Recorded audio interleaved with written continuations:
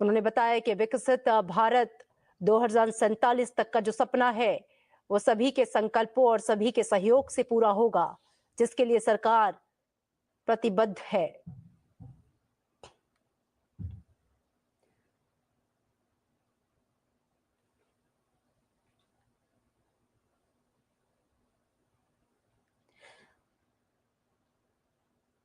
Budget सत्र का आज का ये पहला दिन और संयुक्त सत्र को राष्ट्रपति का संबोधन, ये मंच केवल एक औपचारिक कार्यक्रम नहीं, हमारे देश के भविष्य को दिशा देने वाला एक महत्वपूर्ण अवसर है।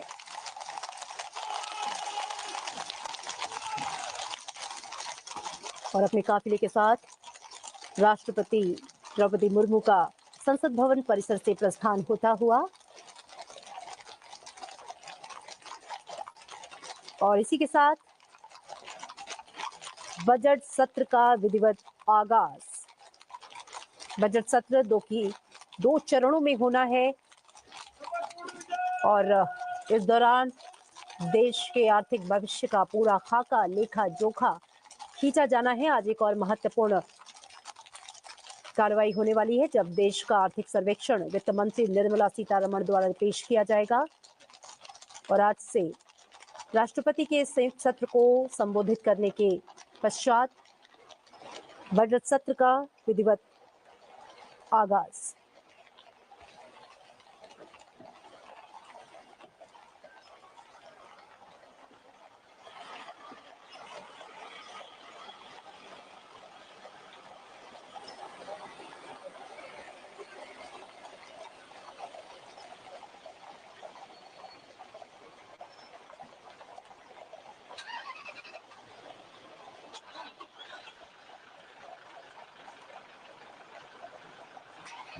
बजट सत्र जो कि 2 चरणों में विभाजित किया गया है। पहला चरण आज यानी कि 31 जनवरी से शुरू हुआ है, जो कि 13 फरवरी तक चलेगा, पहले चरण की अवधि।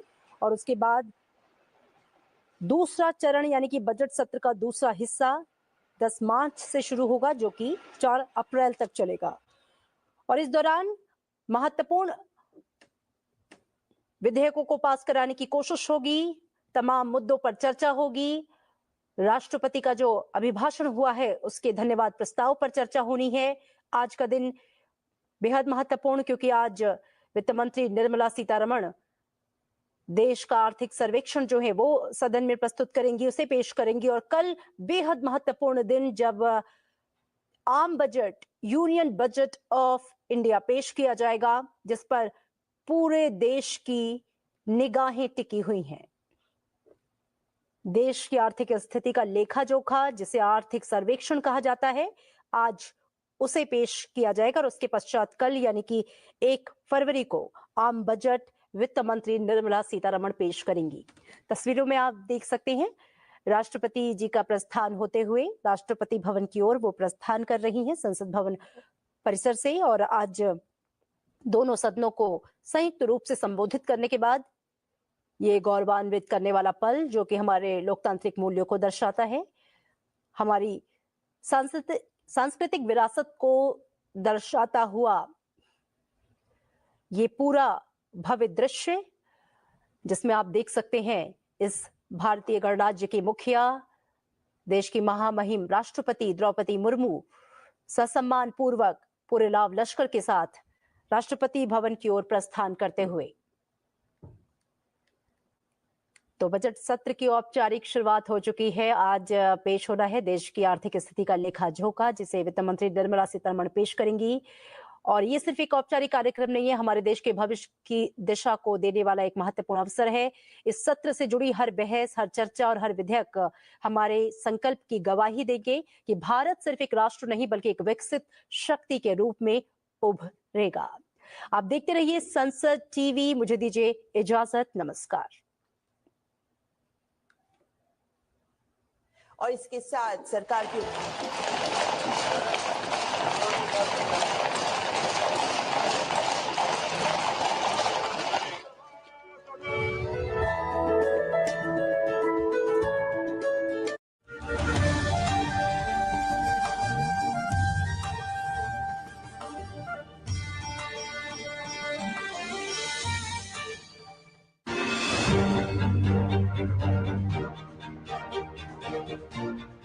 Deputy Finance Minister presents the Union Budget in the Lok Sabha.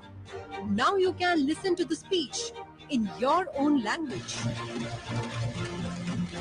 Honorable Speaker, Understand how this budget aims to meet aspirations, empower the youth and shape India's future. Because every budget decision impacts your life. Budget will define India's growth and progress. Watch it live on Sansad TV's YouTube channel on 1st February 11 a.m. in English, Hindi and other Indian languages.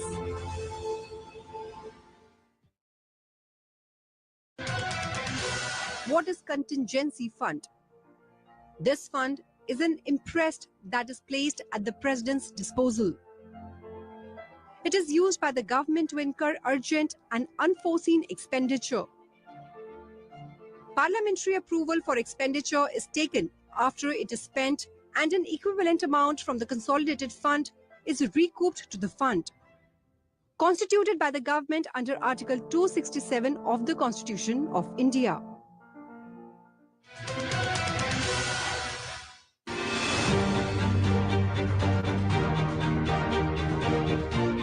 जब लोकसभा में वित्त मंत्री budget पेश करेंगी, तब उनका budget भाषण आप सुन पाएंगे आपकी अपनी भाषा में। Honorable Speaker, समझ पाएंगे देश का बजट कैसे जुड़ेगा आपके सपनों से।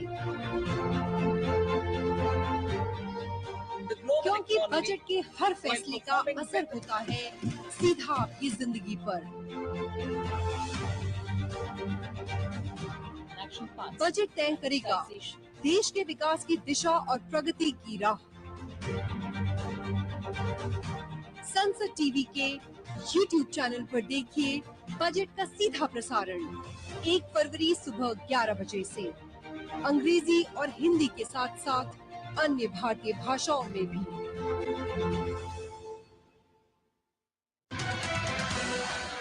What is non-tax revenue? These are revenues generated from various services like medical services, electricity and transport provided by the government. All receipts and expenditure from railways are routed through the Consolidated Fund. The most important receipts under this head are interest payments. Jai Mahakumbh, Jai Mahakumbh, Jai Mahakumbh, Jai Mahakumbh.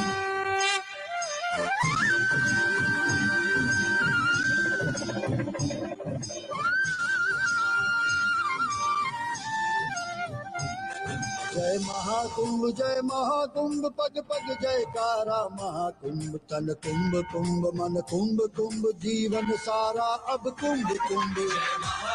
जय महाकुंभ पग पग जयकारा महाकुंभ तन कुंभ कुंभ मन कुंभ कुंभ जीवन सारा अब कुंभ कुंभ। इस सत्य सनातन धारा का सौभाग्य हमारा महाकुंभ। जय महाकुंभ पग पग जयकारा महाकुंभ। जय महाकुंभ पग पग जयकारा महाकुंभ तन कुंभ कुंभ मन कुंभ कुंभ जीवन सारा अब कुंभ कुंभ। जय महाकुंभ, जय महाकुंभ।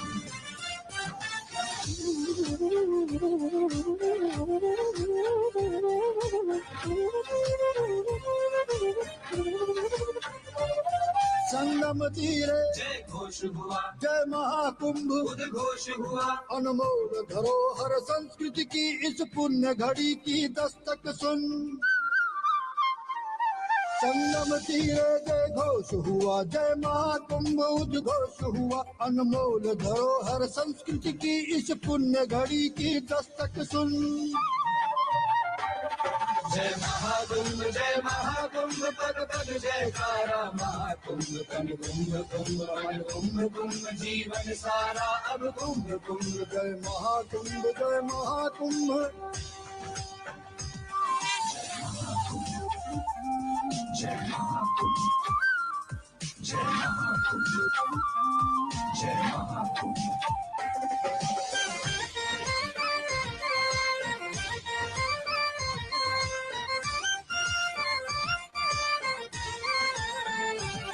धरती प्रयाग की धन्य हुई, यह कुंभ की नगरी, गम्य हुई, जन जन की जय जयकार में अब गूंजे चहुओर से यही धुन। धरती प्रयाग की धन्य हुई, यह कुंभ की नगरी गम्य हुई, जन जन की जय जयकार में अब गूंजे चहुओर से यही धुन। जय महाकुंभ, पग पग जयकारा महाकुंभ, तन कुंभ कुंभ मन कुंभ कुंभ जीवन सारा अब कुंभ कुंभ। जय महाकुंभ, जय महाकुंभ,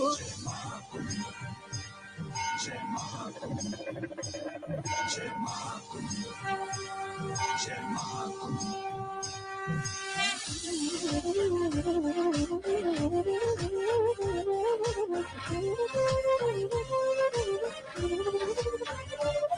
पावन त्रिवेणी की तन मन निर्मल निर्दोष हुआ, इस पुण्य प्रयाग की धरती पे तुलित सौभाग्य मिला कई गुण।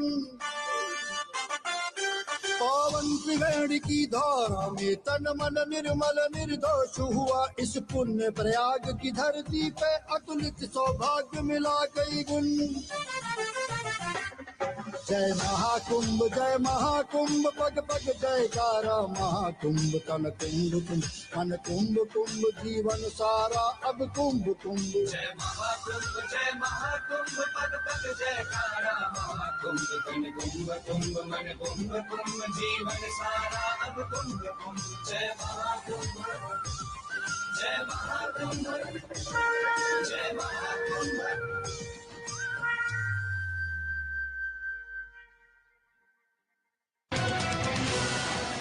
What is Consolidated Fund? The Consolidated Fund is made up of all revenues and loans raised by the government.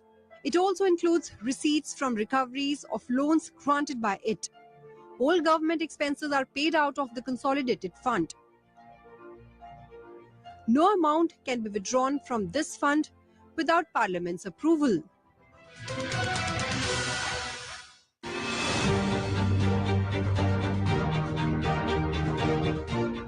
जब लोकसभा में वित्त मंत्री बजट पेश करेंगी, तब उनका बजट भाषण आप सुन पाएंगे आपकी अपनी भाषा में।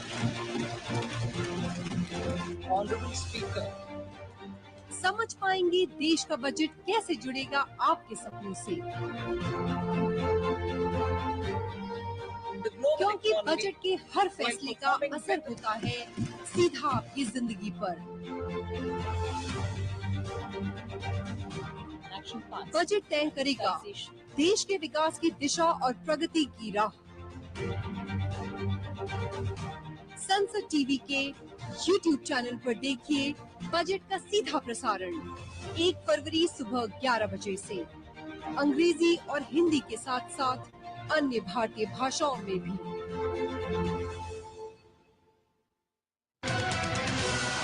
What is direct tax? These are taxes where the burden falls on the person on whom it is levied. These are largely taxes on income or wealth. Income tax on corporates and individuals and securities transaction tax are direct taxes. 29 अगस्त 1947 वह दिन जब दुनिया को लोकतांत्रिक मूल्यों और आदर्शों का बोध कराने वाले भारत के संविधान का प्रारूप तैयार करने के लिए भारतीय संविधान सभा द्वारा डॉक्टर भीमराव अंबेडकर जी की अध्यक्षता में कुल 7 सदस्यीय प्रारूप समिति ड्राफ्ट कमेटी का गठन किया गया। डॉक्टर भीमराव अंबेडकर के अलावा श्री अल्लादी कृष्ण स्वामी अय्यर, श्री एन गोपाल स्वामी आयंगर, श्री कन्हैयालाल मानिकलाल मुंशी, श्री सैयद मोहम्मद सादुल्ला, श्री डीपी खेतान और श्री बीएल मित्तल इस प्रारूप समिति के सदस्य मनोनीत हुए। प्रारूप समिति ने 30 अगस्त 1947 को अपनी प्रथम बैठक के साथ कुल 141 बैठक कर भारतीय संविधान का प्रारूप तैयार किया। संविधान के प्रारूप पर कुल 7,635 संशोधन भेजे गए, जिनमें से 2,473 संशोधन सभा में प्रस्तुत किए गए। 14 नवंबर 1949 को संविधान का अंतिम प्रारूप तैयार कर सभा के समक्ष प्रस्तुत किया गया। इसमें कुल 395 अनुच्छेद तथा 8 अनुसूचियां निहित थी। अंततः 26 नवंबर 1949 को हमारी संविधान सभा द्वारा भारत के संविधान को अंगीकृत, अधिनियमित और आत्मार्पित किया गया तथा 26 जनवरी 1950 को संविधान संपूर्ण देश में लागू किया गया। हम भारतीयों को स्वतंत्रता, समानता तथा सामाजिक, आर्थिक, राजनीतिक न्याय का अधिकार देने वाले अप्रतिम दस्तावेज एवं विश्व के सबसे बड़े हस्तलिखित संविधान के मनीषियों को संविधान प्रारूप समिति के गठन दिवस पर शत-शत नमन। What is public debt? The difference between the borrowings and repayments during a year is the net addition to the public debt. Public debt is split into the internal debt, money borrowed within the country, and external debt, funds borrowed from non-Indian sources. Internal debt comprises treasury bills, market stabilization scheme, ways and means advance, and securities against small savings.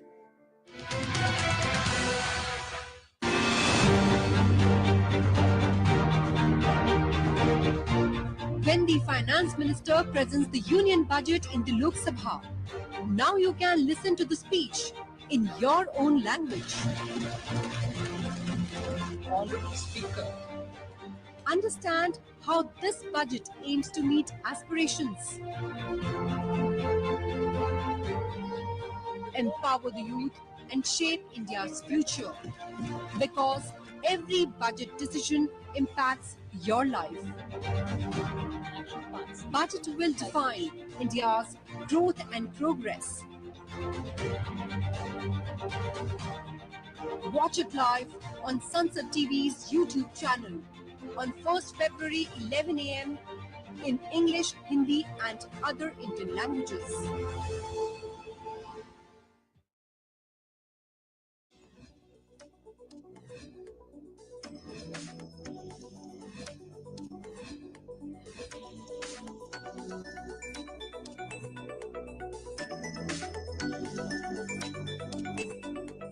Parliament of India, the state-of-the-art structure, stands as a symbol of India's progress and aspirations. Tailored to cater to the changing requirements of a contemporary time, the new Parliament building offers upgraded technological infrastructure and improved amenities for parliamentarians. As part of an initiative to make Parliament paperless, electronic tabs are now available in the lobby of the Rajya Sabha chamber. Till the 265th session of Rajya Sabha, members' signatures were collected manually in ink on the attendance register. However, in alignment with the vision of a digital parliament from the current 266th session of Rajya Sabha, their signatures are being electronically collected on tablets. The Constitution of India provides that if for a period of 60 days, a member of either House of Parliament is without permission absent from all the meetings of the House, his or her seat may be declared vacant by the House. In view of the specific provision that has been made in the Constitution, an attendance register is maintained for members to sign against their names in token of having attended the sitting of the House on a particular day. The attendance register, which was originally introduced as an informal and convenient arrangement for marking attendance of members, is now a statutory requirement with effect from 9th June 1993, on addition to a new provision in the Salary, Allowances and Pension of Members of Parliament Act 1954. The members first need to select their names from the drop-down menu on the tablet, sign using the digital pen, and then press the submit button to confirm their attendance. There is a team of engineers from NIC at every counter for technical assistance. I am firstly very grateful to everyone associated with the Parliament staff for moving very rapidly towards digitization. And there are many initiatives that the Parliament has taken.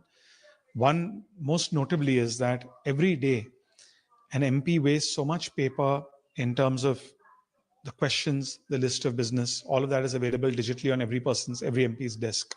I personally, as an MP, every morning when I sit in my chair, I scroll through the tablet online, no paper wasted.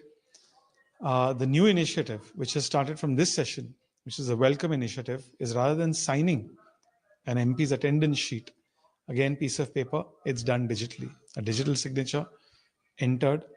So these are good things to make Parliament paperless, to make Parliament digital, and to encourage digitization within the MP community and through the MP community to the larger public. The digital signature for attendance of honorable members of Parliament in the Rajya Sabha is another very historic and momentous occasion, which actually marks the transformation of the Parliament, especially of the Rajya Sabha, from paper to paperless, from paper to digital. Till now, whenever members of Parliament used to come in the morning for the attendance, we used to sign it in the conventional way. But the Honorable Chairman of Rajya Sabha, with his visionary leadership of transforming the Rajya Sabha and the Parliament into the digital Parliament, has been making several transformational changes. And one of that, of course, is making digital signatures as the norm for members of Parliament. This will not only ensure more authenticity, but it would also lead to a greater impact on paperless and more on the digital transformation.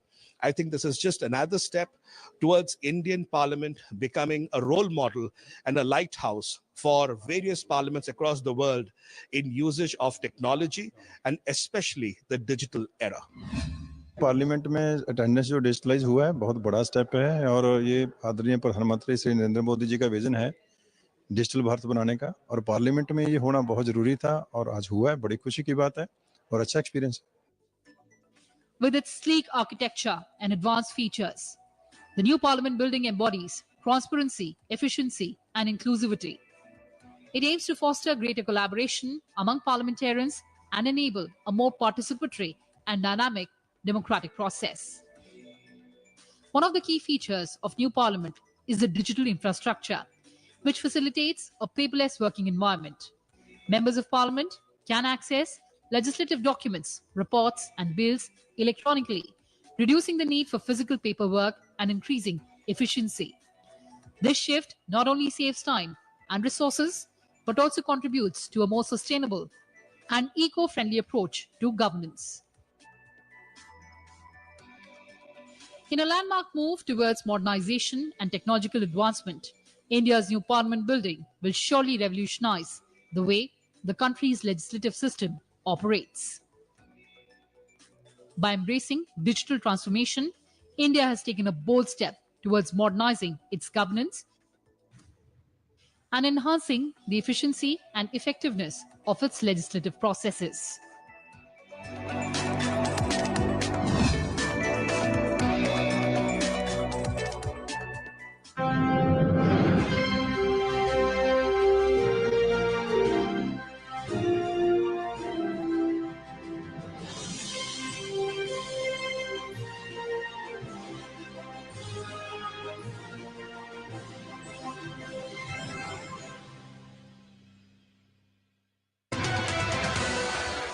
What is demands for grants?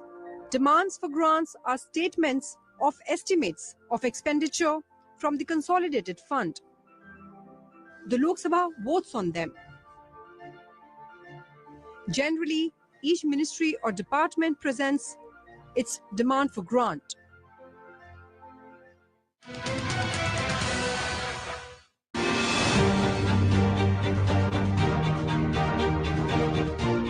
जब लोकसभा में वित्त मंत्री budget पेश करेंगी तब उनका budget भाषण आप सुन पाएंगे आपकी अपनी भाषा में.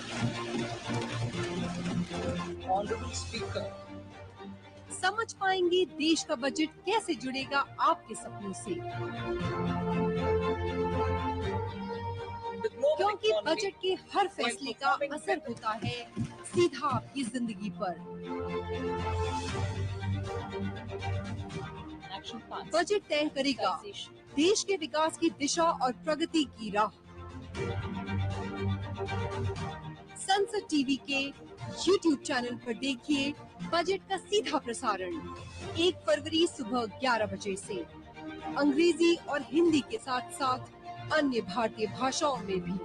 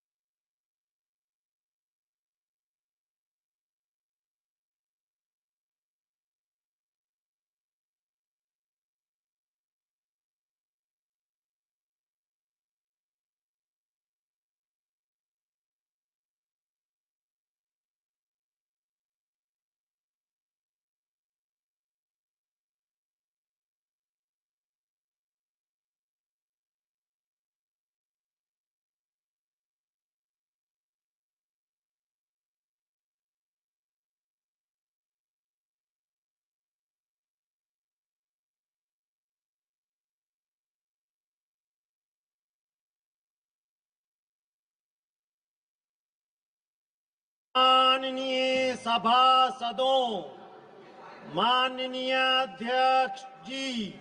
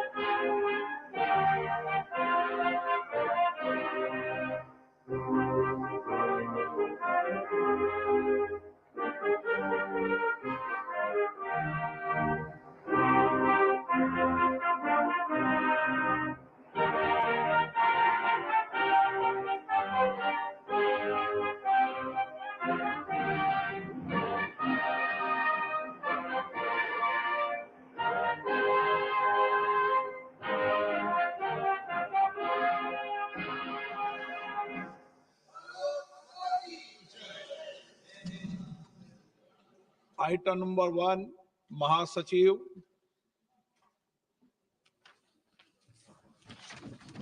Sir, I beg to lay on the table a copy of the President's address, Hindi and English versions, to both the Houses of Parliament assembled together on the 31st January 2025.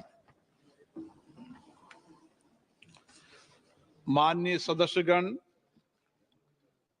मुझे सभा को भारत के पूर्व प्रधानमंत्री माननीय डॉक्टर मनमोहन सिंह जी और हमारे 4 पूर्व साथियों तथा संयुक्त राज्य अमेरिका के पूर्व राष्ट्रपति Shri James Earl Carter junior निधन के बारे में सूचित करना है। डॉक्टर मनमोहन सिंह जी वर्ष 2004 से 2009 तक और वर्ष 2009 से 2014 तक 2 कार्यकालों के लिए भारत के प्रधानमंत्री रहे। उन्होंने वर्ष 1991 से 2024 तक 6 कार्यकालों के लिए राज्यसभा के सदस्य के रूप में अपनी सेवाएं दी। वे वर्ष 1998 से 2004 तक राज्यसभा में प्रतिपक्ष के नेता रहे। डॉक्टर सिंह ने वर्ष 1991 से 1996 तक केंद्रीय वित्त मंत्री के रूप में अपनी सेवाएं दी।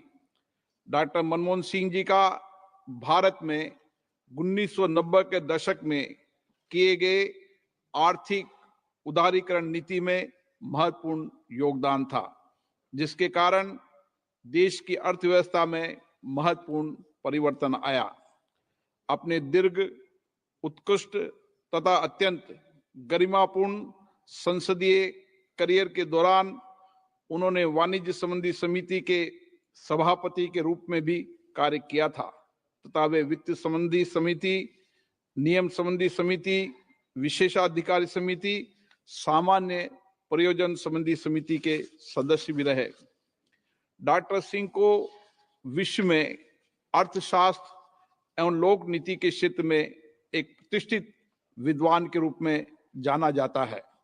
उन्होंने भारतीय रिजर्व बैंक के गवर्नर, योजना आयोग के उपाध्यक्ष जैसे अनेक महत्वपूर्ण पदों को भी सुशोभित किया। डॉक्टर सिंह को 1987 में पद्म विभूषण और 1993 में वर्ष के श्रेष्ठ वित्त मंत्री के लिए यूरोमनी पुरस्कार से भी सम्मानित किया गया। उन्हें ऑक्सफोर्ड विश्वविद्यालय, कैम्ब्रिज विश्वविद्यालय सहित दुनिया भर के प्रतिष्ठित शिक्षण संस्थाओं से अनेक मानद उपाधियां भी प्राप्त हुई। आर्थिक विचारक एवं चिंतक के रूप में उनके योगदान के अतिरिक्त उन्हें अपनी कर्तव्यनिष्ठा, सरल स्वभाव, विनम्र व्यवहार के लिए सदैव याद रखा जाएगा। डॉक्टर मनमोहन सिंह जी का निधन 26 दिसंबर 2024 को 92 वर्ष की उम्र में नई दिल्ली में हुआ। माननीय सदस्यगण, मैं निम्नलिखित प्रस्ताव सभा के समक्ष विचार के लिए रखता हूं। ये सभा भारत के पूर्व प्रधानमंत्री डॉक्टर मनमोहन सिंह जी के निधन पर गहरा शोक व्यक्त करती है तथा देश की प्रगति और समृद्धि में उनके योगदान की सराहना करती है। उनके जीवन मूल्य एवं आदर्श हमारे लिए सदैव प्रेरणा के स्रोत रहेंगे। यदि आपकी सहमति हो तो इस प्रस्ताव को अनुमोदित माना जाए। सभा की इस भावना को संदेश के रूप में माननीय डॉक्टर मनमोहन सिंह जी के परिवार को प्रेषित किया जाएगा। मैं समझता हूं सभा सर्वसम्मति से इस प्रस्ताव से सहमत है। माननीय सदस्यगण, श्री कुनार हेम्ब्राम पश्चिम बंगाल के झारग्राम संसदीय निर्वाचन क्षेत्र से 7वीं लोकसभा के सदस्य थे। श्री हेम्ब्राम ने कोयला खान और इस्पात संबंधी संसदीय समिति के सदस्य के रूप में काम किया। श्री कुनार हेम्ब्राम का निधन 62 वर्ष की आयु में 21 सितंबर 2024 को कोलकाता, पश्चिम बंगाल में हुआ। श्री हसन खान तत्कालीन जम्मू और कश्मीर राज्य, अब लद्दाख संघ राज्य प्रशासन के लद्दाख संसदीय निर्वाचन क्षेत्र से 13वीं और 15वीं लोकसभा के सदस्य थे। श्री खान ने अनेक संसदीय समितियों के सदस्य के रूप में अपनी सेवाएं दी। श्री हसन खान का निधन 88 वर्ष की उम्र में आयु में 17 दिसंबर 2024 को जम्मू और कश्मीर संघ राज्य क्षेत्र के जम्मू में हुआ। डॉक्टर मांडा जगन्नाथ, अविभाजित आंध्र प्रदेश अब तेलंगाना के नागर कुर्नूल संसदीय निर्वाचन क्षेत्र से 11वीं, 13वीं, 14वीं और 15वीं लोकसभा के सदस्य थे। डॉक्टर जगन्नाथ ने अनेक संसदीय समितियों में सदस्य के रूप में अपनी सेवाएं दी। डॉक्टर मांडा जगन्नाथ का निधन 12 जनवरी 2025 को हैदराबाद में 73 वर्ष की आयु में हुआ। श्री PR सुंदरम, तमिलनाडु के नमक्कल संसदीय निर्वाचन क्षेत्र से 16 लोकसभा के सदस्य थे। श्री सुंदरम ने मानव संसाधन विकास समिति के सदस्य रूप में, सभापटल और अन्य कई संसदीय समितियों के रूप में अपनी सेवाएं दी। इससे पहले वे 2 कार्यकालों तक तमिलनाडु विधानसभा के सदस्य भी रहे। श्री PR सुंदरम का निधन 73 वर्ष की आयु में 16 जनवरी 2025 को नमक्कल, तमिलनाडु में हुआ। माननीय सदस्यगण, मुझे सभा को संयुक्त राज्य अमेरिका के पूर्व राष्ट्रपति Shri James Earl Carter junior के निधन के बारे में भी सूचित करना है।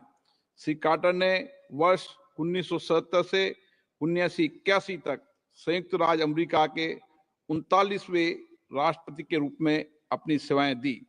वर्ष 1978 में राष्ट्रपति कार्टर की भारत यात्रा, दिल्ली घोषणा पत्र पर उनके सहस्ताक्षर ने साझा लोकतांत्रिक मूल्यों पर आधारित भारत अमेरिका संबंधों को स्थायी बनाने की मजबूत नींव रखी। अमेरिका के राष्ट्रपति पद के दायित्वों के निर्वहन के अतिरिक्त कार्टर सेंटर के माध्यम से वे एक बेहतर विश्व के निर्माण के लिए आजीवन समर्पित रहे। मानवता के प्रति उनके योगदान के लिए वर्ष 2000 में उन्हें नोबेल शांति पुरस्कार से सम्मानित किया। Shri James Earl Carter junior का निधन 100 वर्ष की आयु में 29 दिसंबर 2024 को जॉर्जिया, अमेरिका में हुआ। ये सभा राष्ट्रपति कार्टर के योगदान की सराहना करती है तथा उनके परिवारजनों, संयुक्त राज्य अमेरिका की सरकार, वहां की जनता के प्रति अपनी संवेदना व्यक्त करती है। माननीय सदस्यगण, महाकुंभ भारत की शाश्वत आध्यात्मिक विरासत का प्रतीक है। महाकुंभ में आस्था, भक्ति और संस्कृति के पवित्र संगम में करोड़ों भक्तजन भाग ले रहे हैं। ये विराट एवं दिव्य आयोजन हमारे देश की अनेकता में एकता की भावना को साकार करता है। तथापि मुझे सभा को अत्यंत दुख के साथ सूचित करना है कि दिनांक 29 जनवरी 2025 को प्रयागराज में महाकुंभ के दौरान एक दुर्भाग्यपूर्ण घटना में 30 श्रद्धालुओं की दुखद मृत्यु हो गई है तथा 60 श्रद्धालु घायल हो गए हैं। यह हमारे लिए गहरे शोक का विषय है। माननीय सदस्यगण, ये सभा भारत के पूर्व प्रधानमंत्री डॉक्टर मनमोहन सिंह जी, हमारे 4 पूर्व सहयोगियों और संयुक्त राज्य अमेरिका के पूर्व राष्ट्रपति जेम्स अर्ल कार्टर जूनियर के निधन तथा महाकुंभ में हुई दुर्भाग्यपूर्ण घटना के श्रद्धालुओं के निधन पर अपनी हार्दिक संवेदना व्यक्त करती है। ये सभा श्रद्धालुओं के शीघ्र स्वास्थ्य के लाभ की कामना भी करती है। ये सभा दिवंगत पुण्य आत्माओं के सम्मान में कुछ देर मौन रहेगी।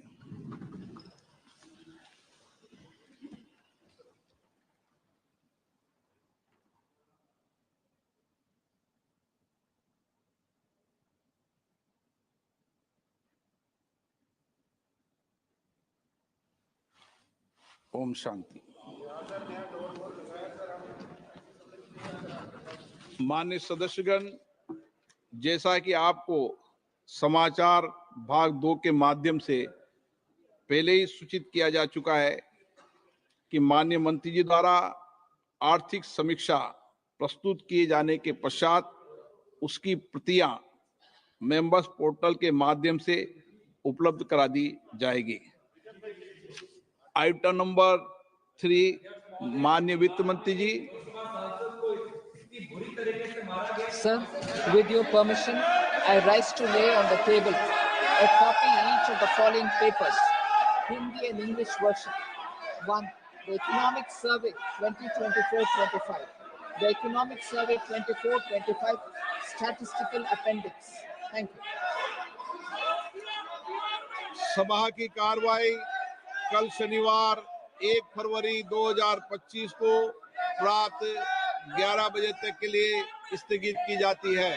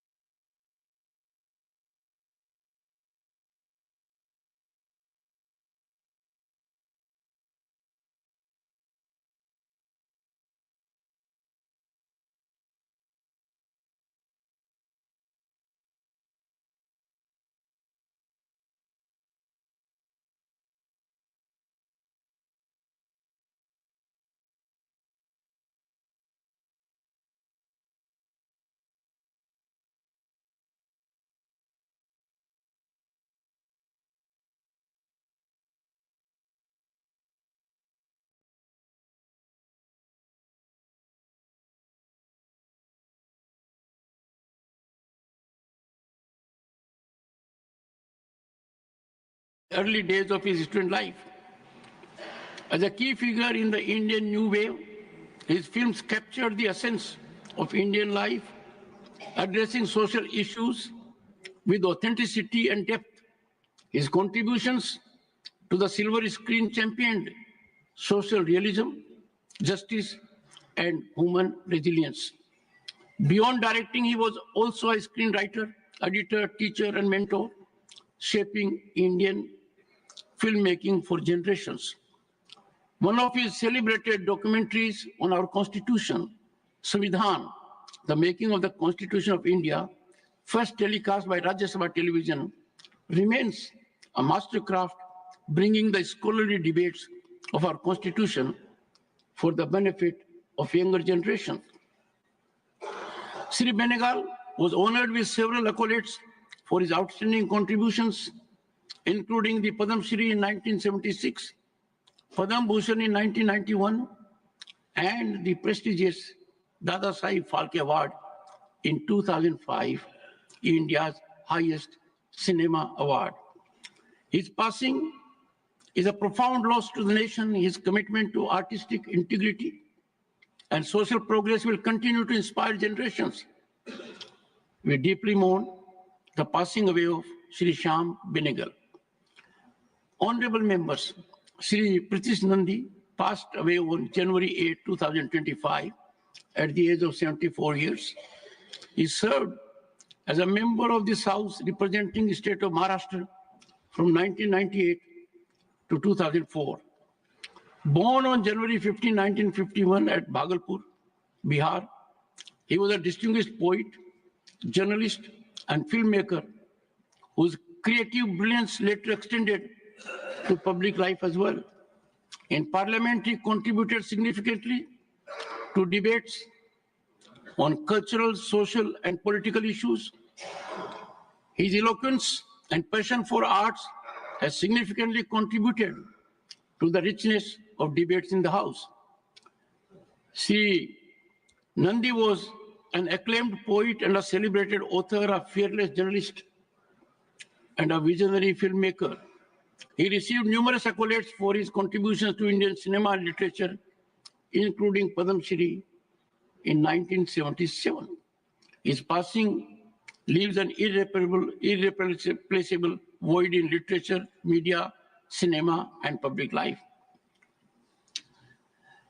Honorable members, His Excellency James Earl Carter Jr., former President of the United States, passed away on December 29, 2024 at the age of 100. Born to a humble farmer and a nurse, President Carter's extraordinary journey in public service began in 1943 when he entered the United States Naval Academy.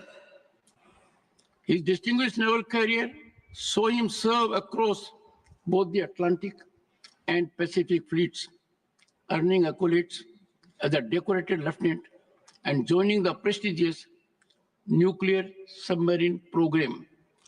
Elected as Georgia's state senator and 76th governor, President Carter eventually ascended to the highest office and was elected as the 39th president of the United States of America in 1977.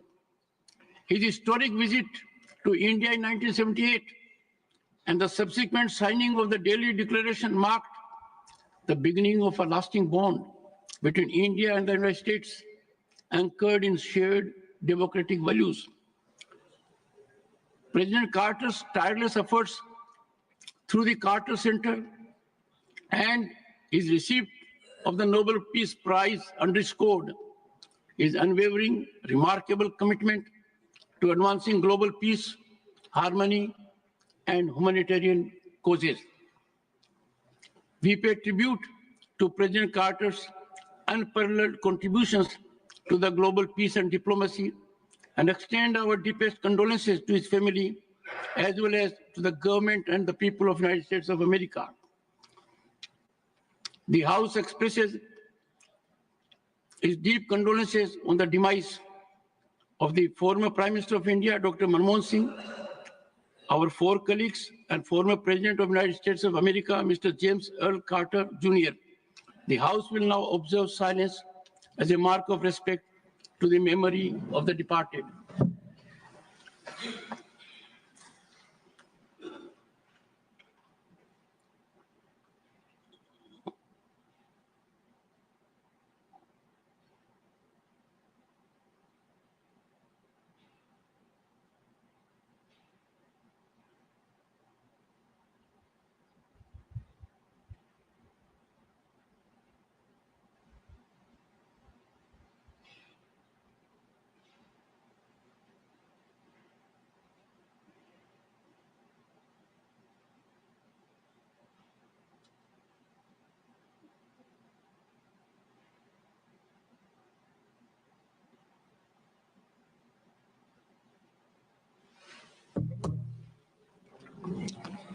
Secretary General will convey to the members of the bereaved families our sense of profound sorrow and deep sympathy. One second. Nothing is going on to go. Please, bear with me. I have to inform members that Sri V. Vijay Sai Reddy, member representing the state of Andhra Pradesh, personally submitted a letter dated the 25th January 2025, resigning his seat in the Rajya Sabha. I have accepted his resignation with effect from the said date. Papers to be laid on the table. Secretary General. Sir, with your kind permission, I rise to lay on the table a statement in English and Hindi showing the bills passed by the Houses of Parliament during the 266th session of Rajya Sabha and assented to by the President. Shrimati Nirmala Sitharaman. Sir, with your permission, I rise to lay on the table a copy in English and Hindi of the Economic Survey 24-25 along with the statistical appendix. Thank you. The House stands adjourned to meet 1 hour after the presentation of the Union Budget 2025-26 in Lok Sabha on Saturday, February 1, 2025.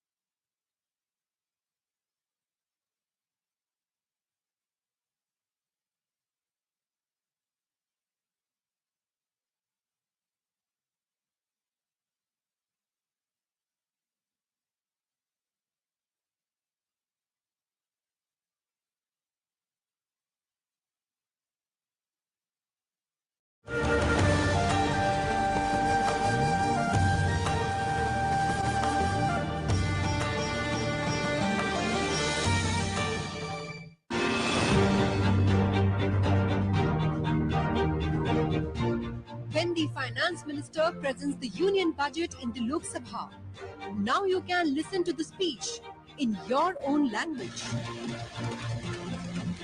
Honorable Speaker, Understand how this budget aims to meet aspirations, empower the youth and shape India's future, because every budget decision impacts your life. Budget will define India's growth and progress. Watch it live on Sansad TV's YouTube channel on 1st February 11 a.m. in English, Hindi and other Indian languages.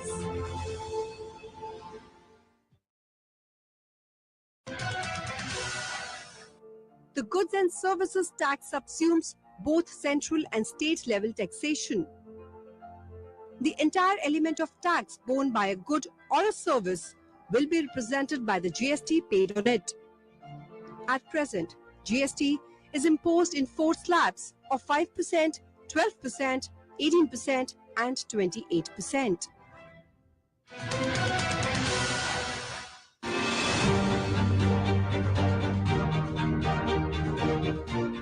जब लोकसभा में वित्त मंत्री budget पेश करेंगी, तब उनका budget भाषण आप सुन पाएंगे आपकी अपनी भाषा में। Honorable Speaker, समझ पाएंगे देश का बजट कैसे जुड़ेगा आपके सपनों से, क्योंकि बजट के हर फैसले का असर होता है सीधा आपकी जिंदगी पर। बजट तय करेगा देश के विकास की दिशा और प्रगति की राह। संसद टीवी के YouTube चैनल पर देखिए बजट का सीधा प्रसारण 1 फरवरी सुबह 11 बजे से अंग्रेजी और हिंदी के साथ साथ अन्य भारतीय भाषाओं में भी।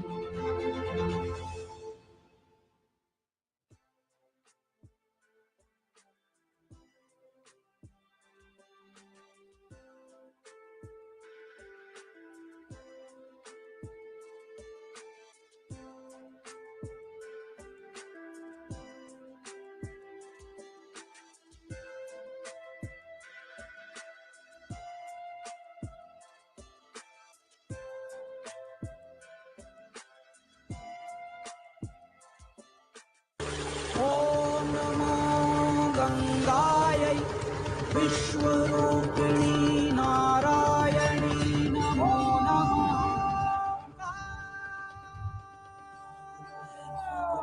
महाकुंभ है, महाकुंभ है, महाकुंभ है, महाकुंभ है, महाकुंभ है, महाकुंभ है, महाकुंभ है, महाकुंभ है, महाकुंभ है, महाकुंभ है। कण कण शिव शिव शंभु शंभु है, महाकुंभ है, महाकुंभ है, महाकुंभ है, महाकुंभ है। राम त्रिवेणी शंभु शंभु है, महाकुंभ है, महाकुंभ है, महाकुंभ है, महाकुंभ है, महाकुंभ है, महाकुंभ है, महाकुंभ है, महाकुंभ है, महाकुंभ है, महाकुंभ है, महाकुंभ है। कण कण शिव शिव शंभु शंभु है, महाकुंभ है। राम त्रिवेणी शंभु शंभु है, महाकुंभ है।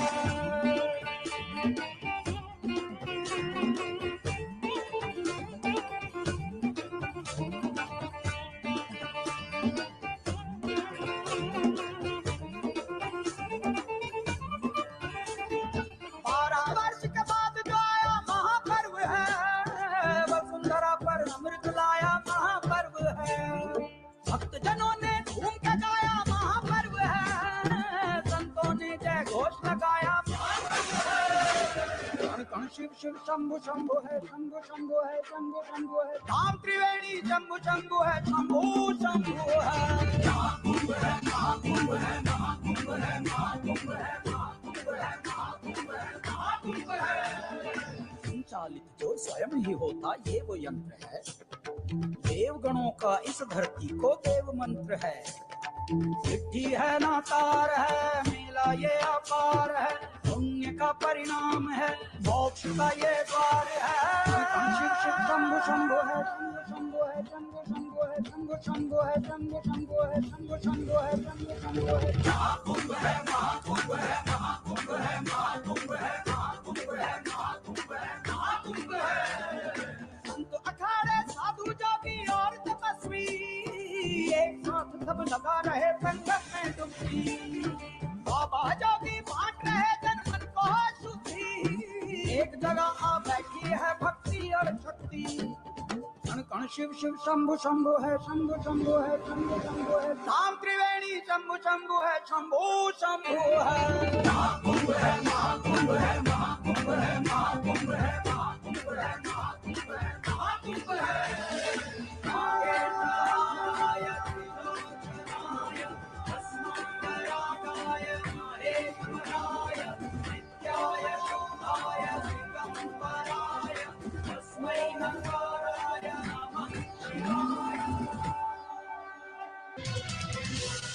What is Finance Bill? It contains the government's proposals for levying new taxes and modifying the existing tax structure, or even continuing the existing one beyond the period approved by Parliament. It is submitted to Parliament along with the budget.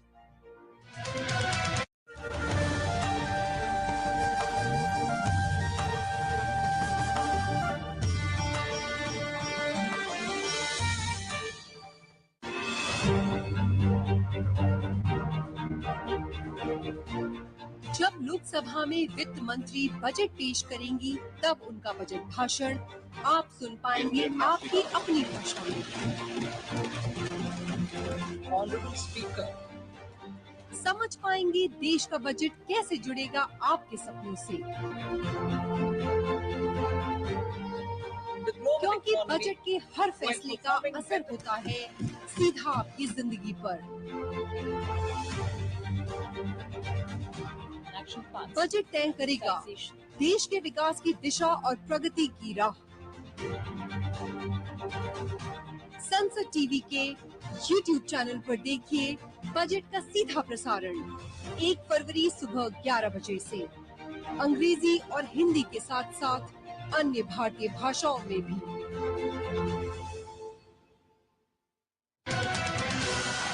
What is direct tax? These are taxes where the burden falls on the person on whom it is levied. These are largely taxes on income or wealth. Income tax on corporates and individuals, and securities transaction tax are direct taxes.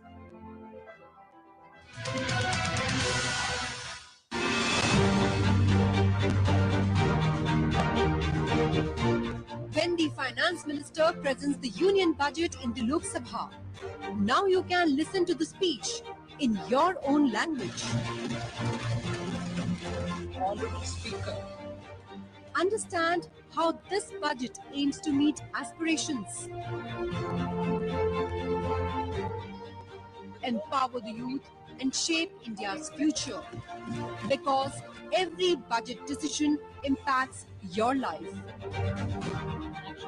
Budget will define India's growth and progress. Watch it live on Sansad TV's YouTube channel on 1st February 11 a.m. in English, Hindi and other Indian languages.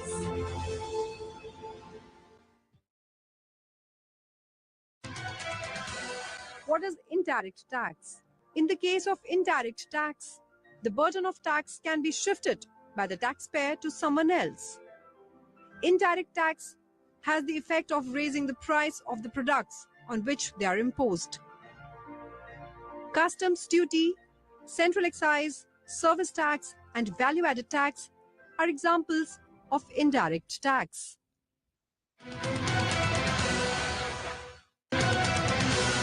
What is Finance Bill? It contains the government's proposals for levying new taxes and modifying the existing tax structure, or even continuing the existing one beyond the period approved by Parliament. It is submitted to Parliament along with the budget.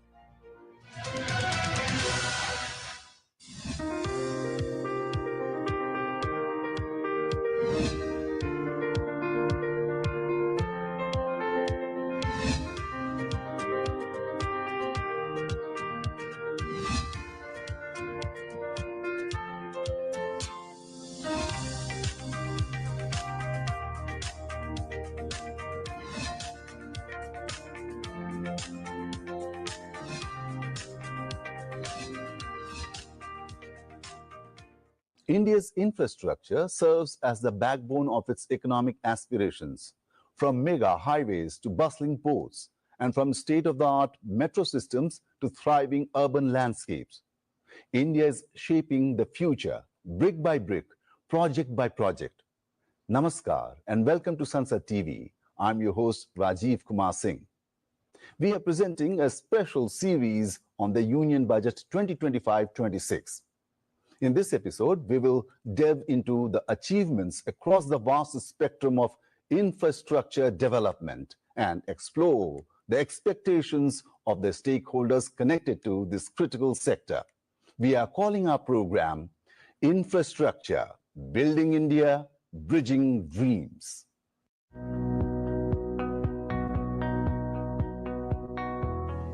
India's journey of infrastructure development has been a story of resilience, vision, and transformation. Over the years, it has evolved into a robust network supporting 1.4 billion dreams. FY 2024-25 marked yet another milestone in India's infrastructure journey. With visionary initiatives like Gati Shakti and the National Infrastructure Pipeline, the government continues to transform bold ideas into tangible progress. Infrastructure investment by central government. Significant investment the central government has made over the years in building and improving infrastructure has had a strong multiplier effect on the economy.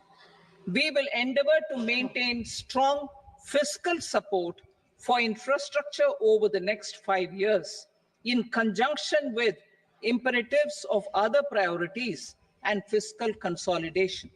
This year, I have provided 11,11,111 crore rupees for capital expenditure. This would be 3.4% of our GDP. Prime Minister Narendra Modi has been exhorting the country to race towards a Viksit Bharat by 2047. The Prime Minister understands the need to build world-class infrastructure to attain that goal. Be it PM Gati Shakti, which integrates infrastructure projects for seamless logistics, or the National Infrastructure Pipeline, a roadmap for investment in critical sectors, and even for that matter, Smart Cities Mission, an urban renewable and technological innovation. These programs are not just about building roads, railways, and ports. They are about creating opportunities, connecting aspirations, and ensuring that no one is left behind in this transformative journey. कभी भारत में गाड़ियां न खरीदने का एक कारण अच्छी सड़कों, चौड़ी सड़कों का अभाव भी था। अब ये स्थिति भी बदल रही है। ईज ऑफ ट्रैवल आज भारत की बड़ी प्राथमिकता है। पिछले वर्ष के बजट में इंफ्रास्ट्रक्चर के निर्माण के लिए 11 लाख करोड़ रुपए से अधिक रखे गए थे। आज भारत में मल्टी लेन हाईवे का, एक्सप्रेसवे का जाल बिछ रहा है। पीएम गति शक्ति नेशनल मास्टर प्लान से मल्टीमोडल कनेक्टिविटी को गति मिल रही है। इससे लॉजिस्टिक कॉस्ट कम हो रही है। नेशनल लॉजिस्टिक पॉलिसी की वजह से भारत दुनिया में सबसे कॉम्पिटिटिव लॉजिस्टिक कॉस्ट वाला देश होने वाला है। If we talk about FY 2024-25, it was a year that redefined India's infrastructure landscape and set the stage for an even brighter future, taking India on a journey of progress, promise, and potential. From bustling highways to cutting-edge metro stations, from renewable energy hubs to state-of-the-art logistics centers, the year 2024-25 has been nothing short of a milestone for India's infrastructure journey. The Bharatmala Pariyojana continues to reshape India's road network. This year saw the completion of major expressways, connecting remote regions and reducing travel times dramatically. Bharatmala Pariyojana was approved by the Government of India in 2017, covering a length of 34,800 kilometers to improve connectivity and reduce logistic costs in the country. As on 31st of October 2024, projects covering a total length of 26,425 kilometers have been awarded and 18,714 kilometers have been constructed. In FY 24-25 itself, till December 31st, 2024, the National Highways Authorities of India, NHAI, has awarded highways covering 3,100 kilometers, while 5,853 kilometers of highways have been constructed. The NHAI has incurred an expenditure of rupees 4.72 lakh crore up to 30th November 2024 for the Bharatmala Pariyojana.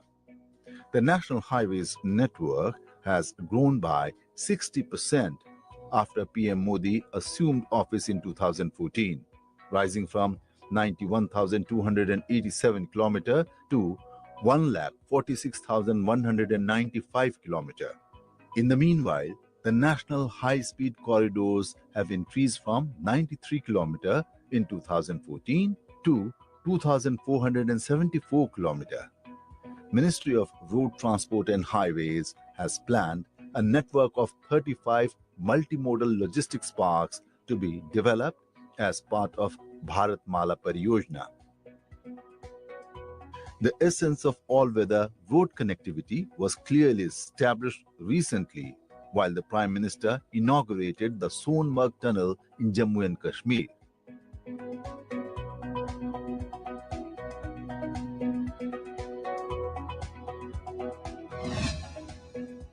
साथियों, आज मैं एक बड़ी सौगात लेकर आपके एक सेवक के रूप में आपके बीच आया हूं।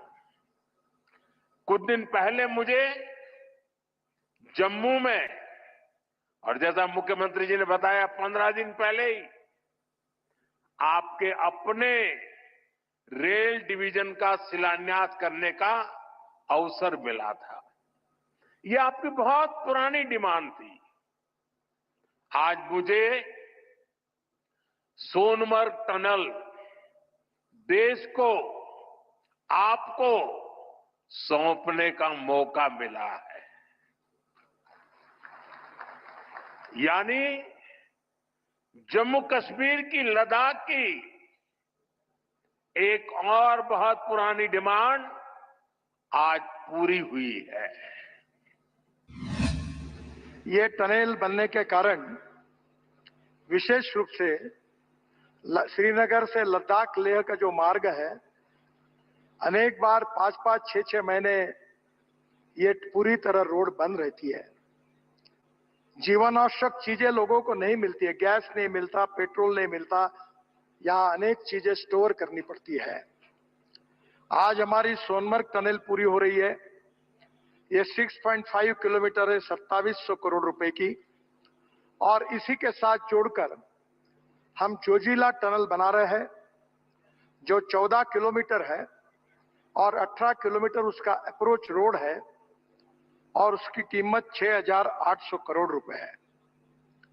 प्रधानमंत्री जी, मुझे ये बताते हुए खुशी हो रही है कि इसका जब 5वें बार हमने जब टेंडर निकाला था तब इसकी कीमत हमने 12,000 करोड़ सरकार ने अधिकृत रूप से तय की थी।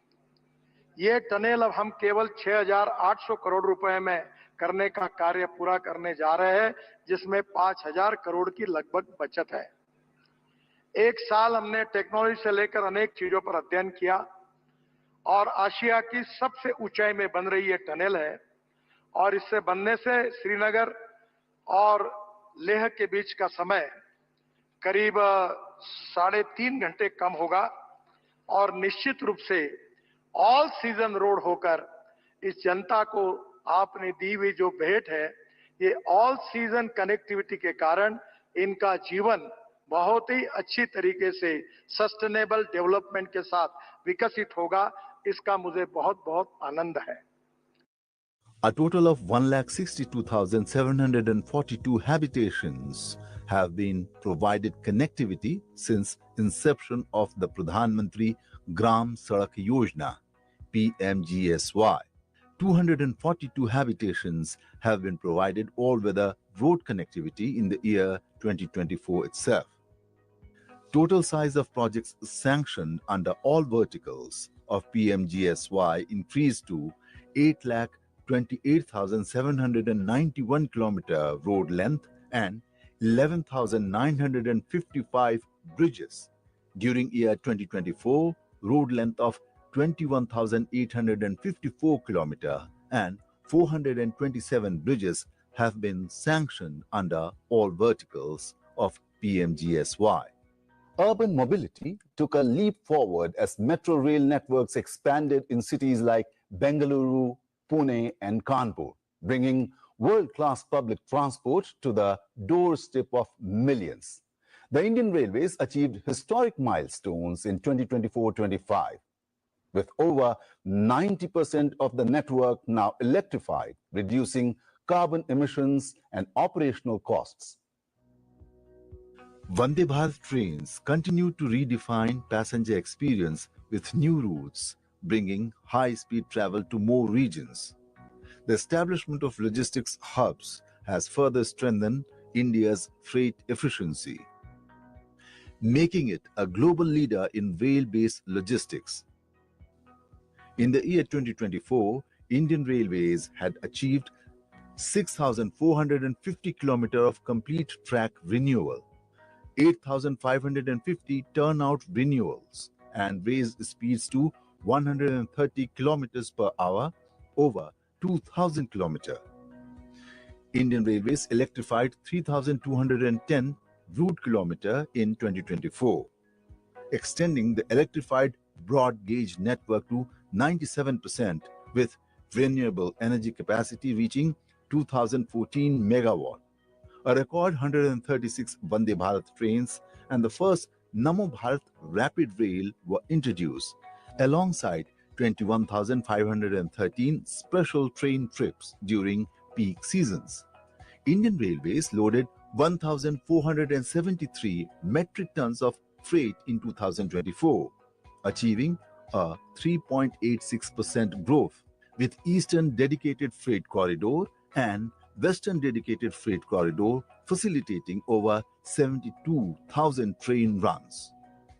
Work started on 1,198 stations out of 1,337 stations under Amrit Bharat Station Scheme.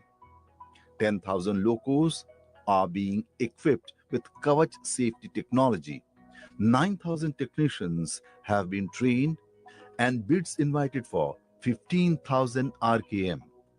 Indian Railways heritage sites, including 80 stations and 78 structures, were digitized, while festivals like Ghoom boosted tourism.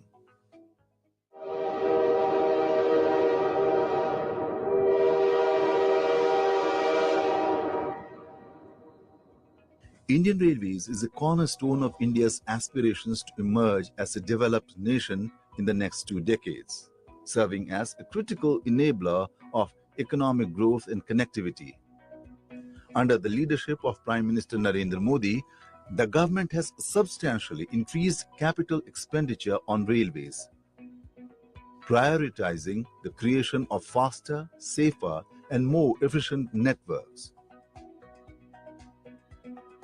This strategic push includes investments in modernizing infrastructure, introducing high-speed rail projects, upgrading existing lines, and improving passenger amenities. Budget 2025-26 is anticipated to further boost allocations for railways with a strong focus on network expansion and the integration of advanced technologies to meet the demand of rapidly growing economy.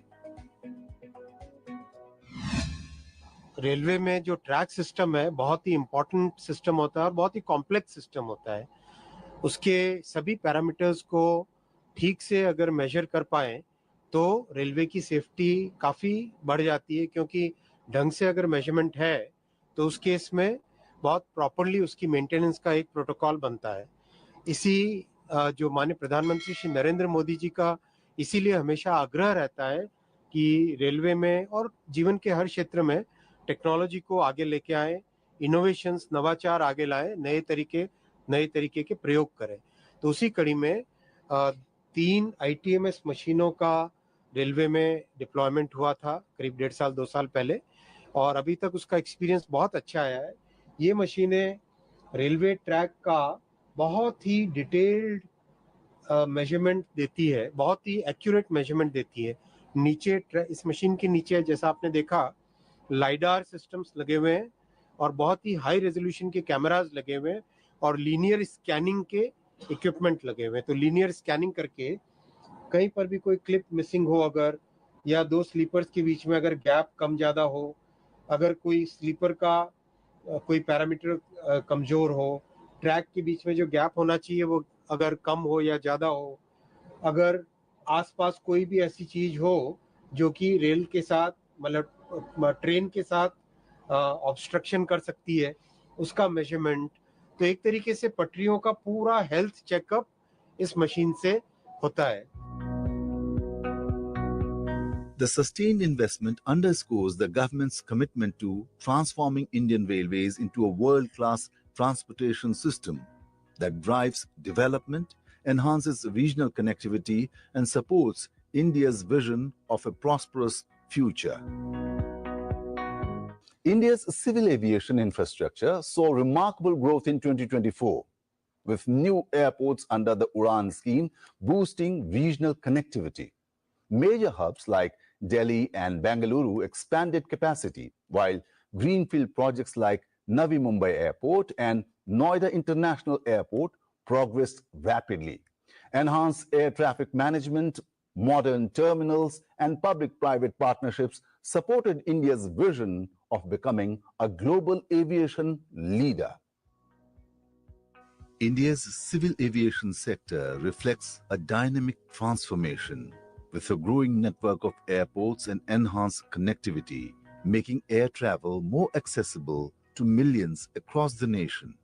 The expansion of India's airline fleet and infrastructure highlights the nation's rise as a global aviation hub, offering seamless travel experiences both domestically and internationally.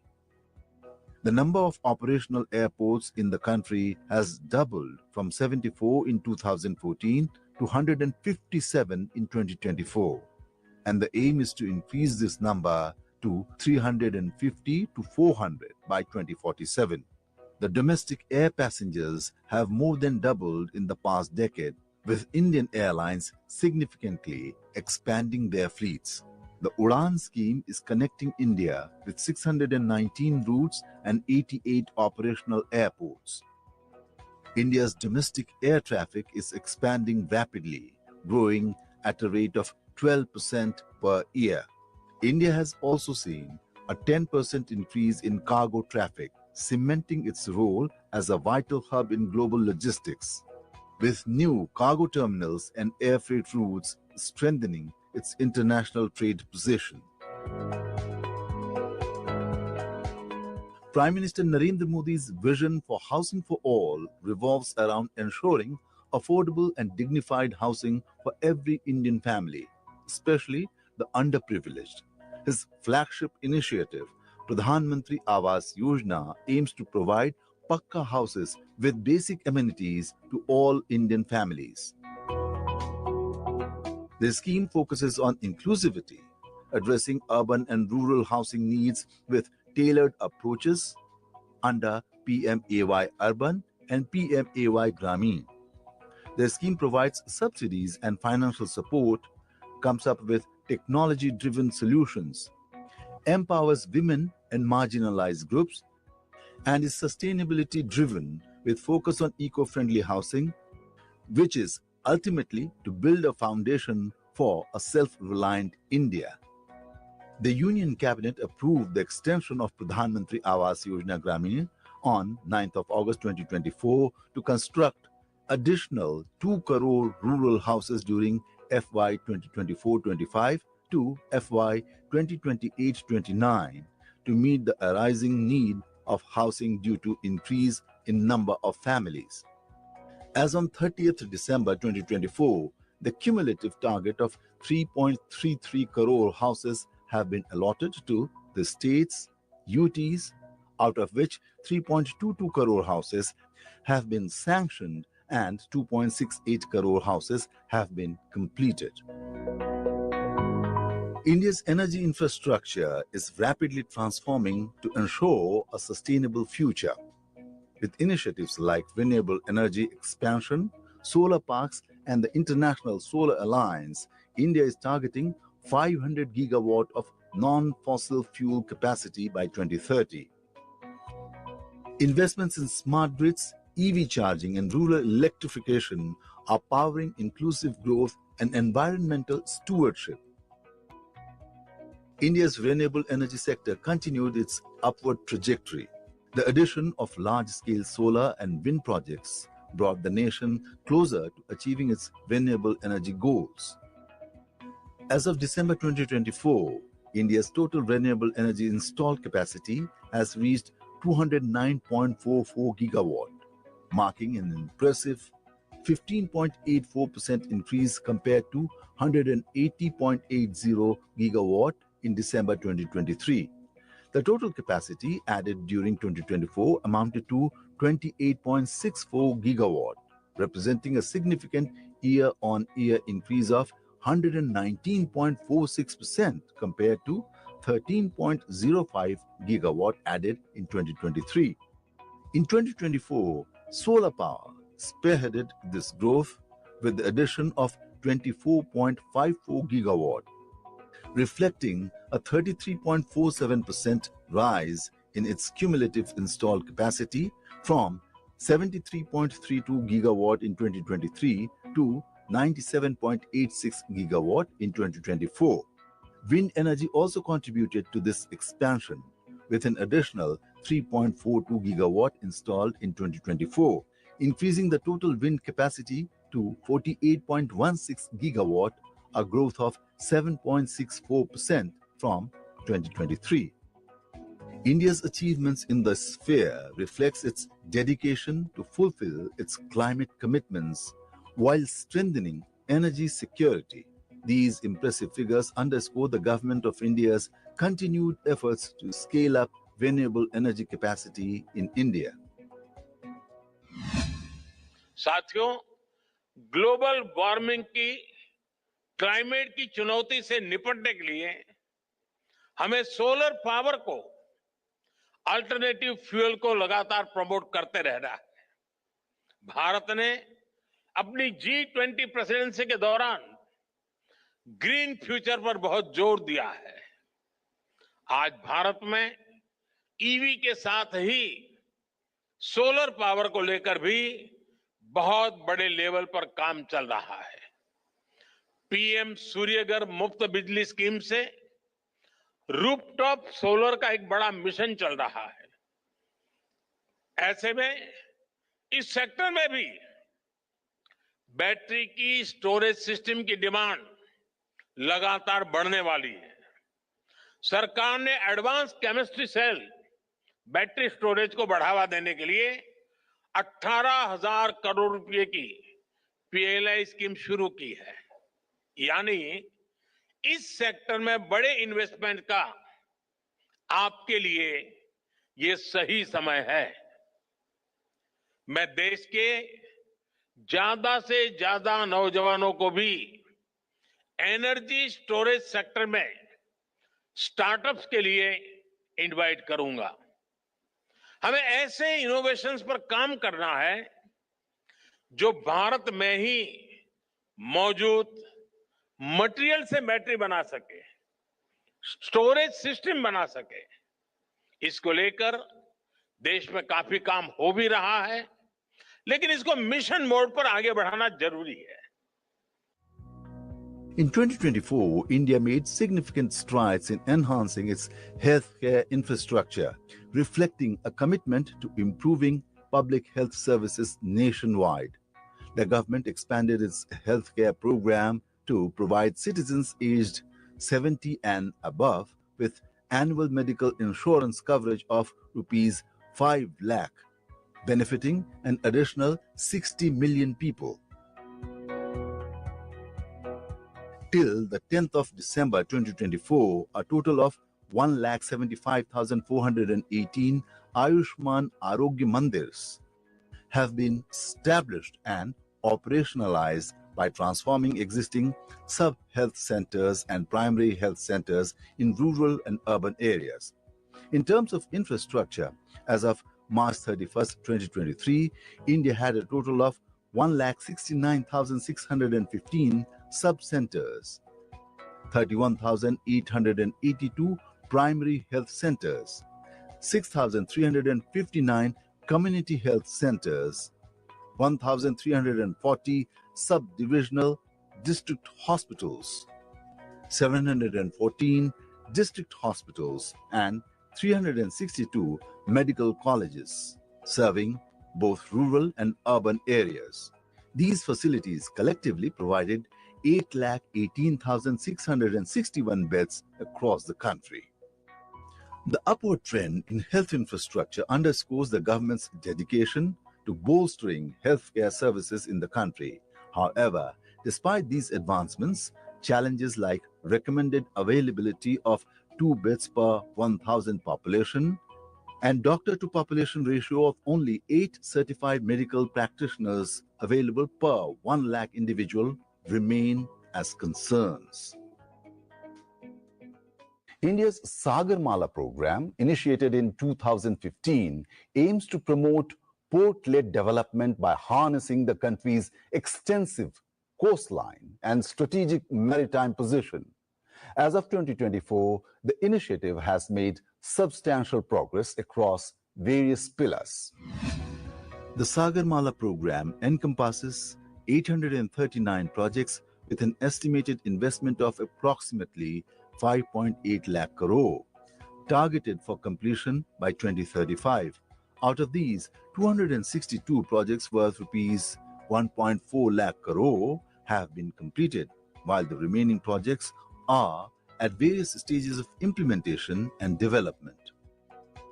Significant efforts have been directed towards modernizing existing ports and developing new ones.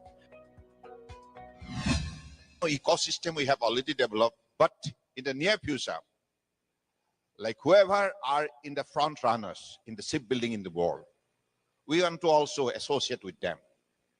And by creating Maritime Development Fund, we want to give incentive to the shipbuilders tomorrow. And also for this ground level preparation, we have already started creating kind of clusters for shipbuilding and ship repairs across the country. So this is coming up firstly. So that's the way we have the vision to make India one of the leaders in the shipbuildings. India's first offshore deep-sea port, the Vadhavan port in Maharashtra, commenced construction on August 30th, 2024. This port is poised to become the country's second mother port, enhancing capacity for ultra-large container vessels. To improve connectivity between ports and domestic production and consumption centers, 279 projects have been identified. These include the development of road and rail networks, pipelines, and multimodal logistics parks. As of 2024, 83 projects have been completed, adding 1,675 kilometers of rail connectivity and 500 kilometers of road connectivity, thereby reducing logistics costs and transit times. To promote sustainable and cost-effective transportation, 231 projects have been identified to enhance coastal shipping and inland waterways. These projects aim to shift cargo movement from road and rail to waterways, reducing congestion and environmental impact. As of 2024, multiple projects have been completed, facilitating increased cargo traffic through these modes. The Sagarmala program has made significant progress in transforming India's waterways and ports infrastructure.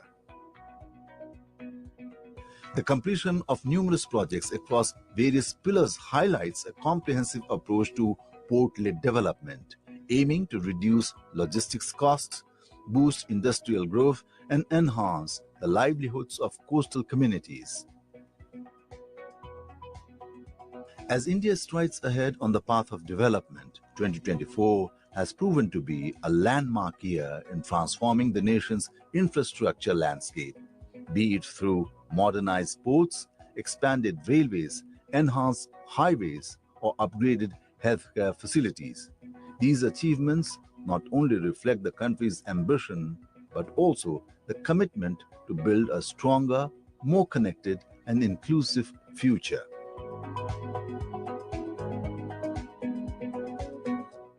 As India looks towards Budget 2025-26, the nation awaits with optimism, hoping for even greater investments and visionary policies to sustain the momentum of growth. Ultimately, it will be the policies adopted that will pave the way for a new era of growth, making India not just a global economic powerhouse, but a model of innovation and resilience for the world. Thank you for joining us on this journey of transformation.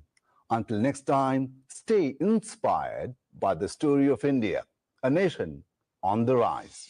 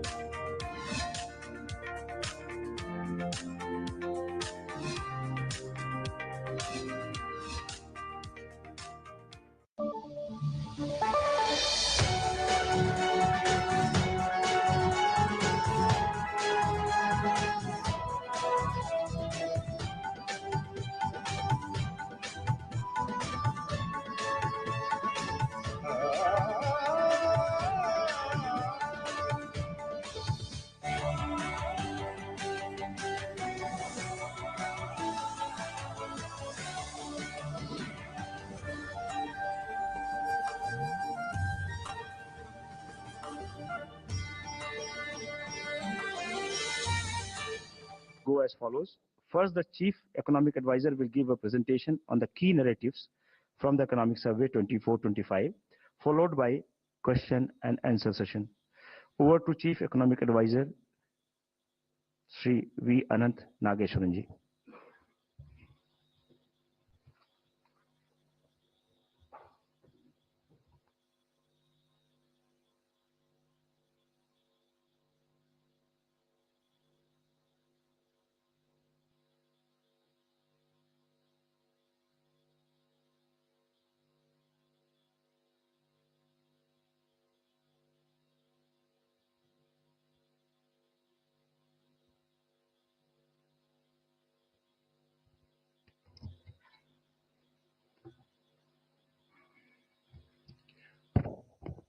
Thank you and good afternoon, everybody. Although we are almost at the end of the first month of the current calendar year, there are still 11 more months to go. I wish you all a very happy and healthy 2025, and I hope you had a good first month already. So we will go into the presentation on what the Economic Survey 24-25 is about. This is a presentation on the Economic Survey contents rather than on the state of the economy per se, although which will be there at towards the end of the presentation as well.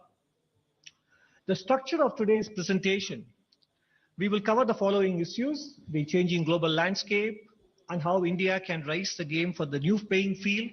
And in that segment, We will cover 4 areas, as you can see here: reform through deregulation, augmenting internal capacities for growth, the private sector's role in nation building, the energy transition the Indian way, state of the economy regaining momentum, and the growth outlook for FY26. The changing global landscape, we did cover that in the last survey as well.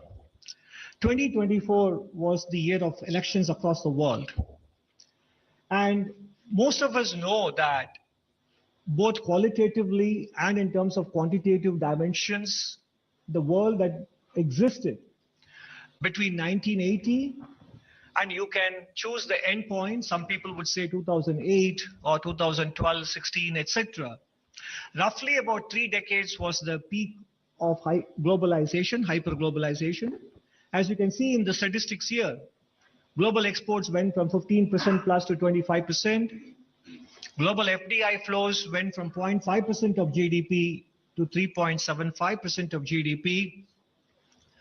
Global GDP itself rose 6 times in current prices. Extreme poverty came down because of faster growth in China and India. Internet penetration went from almost nothing to 23% as a share of world population. During this period, applied tariff rates across the world came down and the trade to GDP share went up. But clearly, you all know very well more than we do that this period has kind of ended.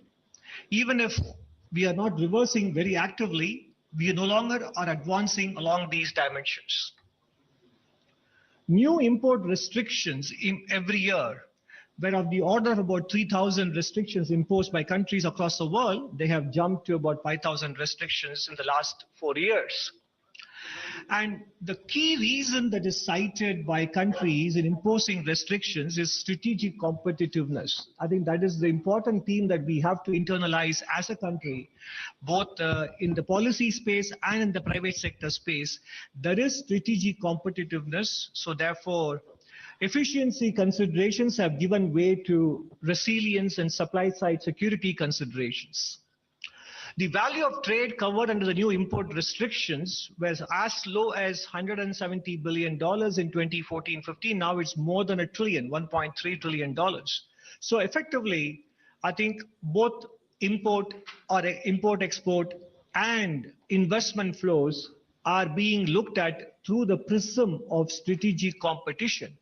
And that is a new world which may be with us for quite some time to come. And therefore, we need to get used to operating in this space. As a result, world FDI net inflows as a percentage of GDP has come down from around 5% in the first decade to around 1% of GDP. And world exports as a share of world GDP peaked, even though it may not have come down as much as investment flows have come down. Clearly, it is on a declining trend compared to the ascending trend we saw towards the end of the last millennium and in the first decade. One of the outcomes of the globalization era was also the rise of China as a manufacturing power. India also rose as a power in global services. So what has happened in the last 25, 30 years, and it is continuing even now, is in several high-tech, medium-tech areas, the presence of China is pervasive and dominant. And the manufacturing as a share of world gross output, China's share will probably be higher than the combined share of the next 10 countries. It gives them a lot of strategic levers and advantage in several areas, as we will see later in some other dimensions as well. This is an important development along with globalization in the last 40 years. Now, along with the dominance in manufacturing, in terms of the materials and minerals required for global energy transition, let's first take a look at the solar energy. Global demand in 2010 was, China's share of the global demand was very small. and therefore China's production capacity in those areas was also quite small comparatively. But fast forward 11 years later, while demand has grown even within China, but the production capacity in that country has grown even more than demand, basically giving them an important lever in terms of the source of supply for all ingredients and components related to energy transition. And if you happen to see the September 2024 report of Mr. Mario Draghi on the European competitiveness, the entire 75-page report is full of European concerns about the concentration risk that is there with respect to one country as a source of supply for all critical components and technologies with respect to energy transition and manufacturing, etc. Moving on from solar energy to electric mobility, if you look at the key materials that go into it, copper, lithium, nickel, cobalt, graphite, and the rare earth materials, the dominance, and this is a slide which we have shown you back in July 2024 as well, the dominance of one country is quite clear. And in different stages of production, even if those materials are not mined in one country, the processing happens in a single country. And therefore, whether it is the cell components or battery cells, in fact, the truth is every single panel, solar panel we install, every single electric vehicle that we produce in this country, naturally the dependence on a single source for supply keeps increasing. So that dependence has to be kept in mind in the pace of transition towards renewable energies and also with respect to electric mobility. So this is the global context, that the era of globalization, faster and larger movement of trade and goods and services and investments is behind us. And there is a huge presence of a single country, a phenomena that we have not seen in a very long time, at least since World War II. So given this, naturally, we have to raise the game for a new playing field. The playing field has changed, and the game has to be rely on domestic drivers of growth. So what are those domestic drivers of growth? That is what is part 2 about. Just to recap, we do have a goal, a legitimate economic and social aspiration to become a developed country by 2047. The last economic survey broke it down into multiple components, generating about 80 lakh jobs per year, increasing our share of manufacturing in GDP, plugging Indian businesses into global value chains, and creating a viable small, medium enterprise sector, which in the German language is called the Mittelstand. Because countries that basically became powerhouses in manufacturing had succeeded in creating a viable small medium enterprise sector. Therefore, our goal with respect to manufacturing is inextricably tied to the success of being able to raise the share of SME enterprises as well. Therefore, what is the action? The action is we have to raise our game on domestic growth. And how do we do that? There are 4 dimensions to it. One is deregulation for growth, augmenting internal capacities for growth, the role of the private sector in nation building, and doing energy transition the Indian way. First, we start with the deregulation for growth. Now, when we talk of deregulation, it is not even big ticket deregulation or dismantling of the licensing era, which happened in 1991 and pursued by governments over the last 30 plus years. We are talking about the nuts and bolts or the plumbing of deregulation, which particularly affect enterprises, be they in services or be they in manufacturing, which affect them in terms of the time and the resource bandwidth that they have. And these are related to local level rules, laws, and regulations. So this is the deregulation exercise, which will probably not be a news story in the front pages, but that kind of deregulation at the local and the state government level have to happen pervasively for us not only to boost MSMEs, to boost manufacturing, but also to lift the potential GDP growth in the country. And this applies in the areas of labor, and even in the education sector as well. We'll share with you a few examples. These are the areas where I think the regulations that are there today affect the day-to-day activities of businesses that don't have the kind of bandwidth which large enterprises have. Whether it is in land, building and construction, utilities, logistics, and there are sector-specific deregulation areas, and you can see more of them in Chapter 5 and also across other chapters in the economic survey. In general, we are obviously in the presentation, I can't go into all the issues which are there in the chapter. Just to illustrate, compliance costs make it cheaper to run a 150 worker factory than one 300 worker factory, whereas it should be the other way around.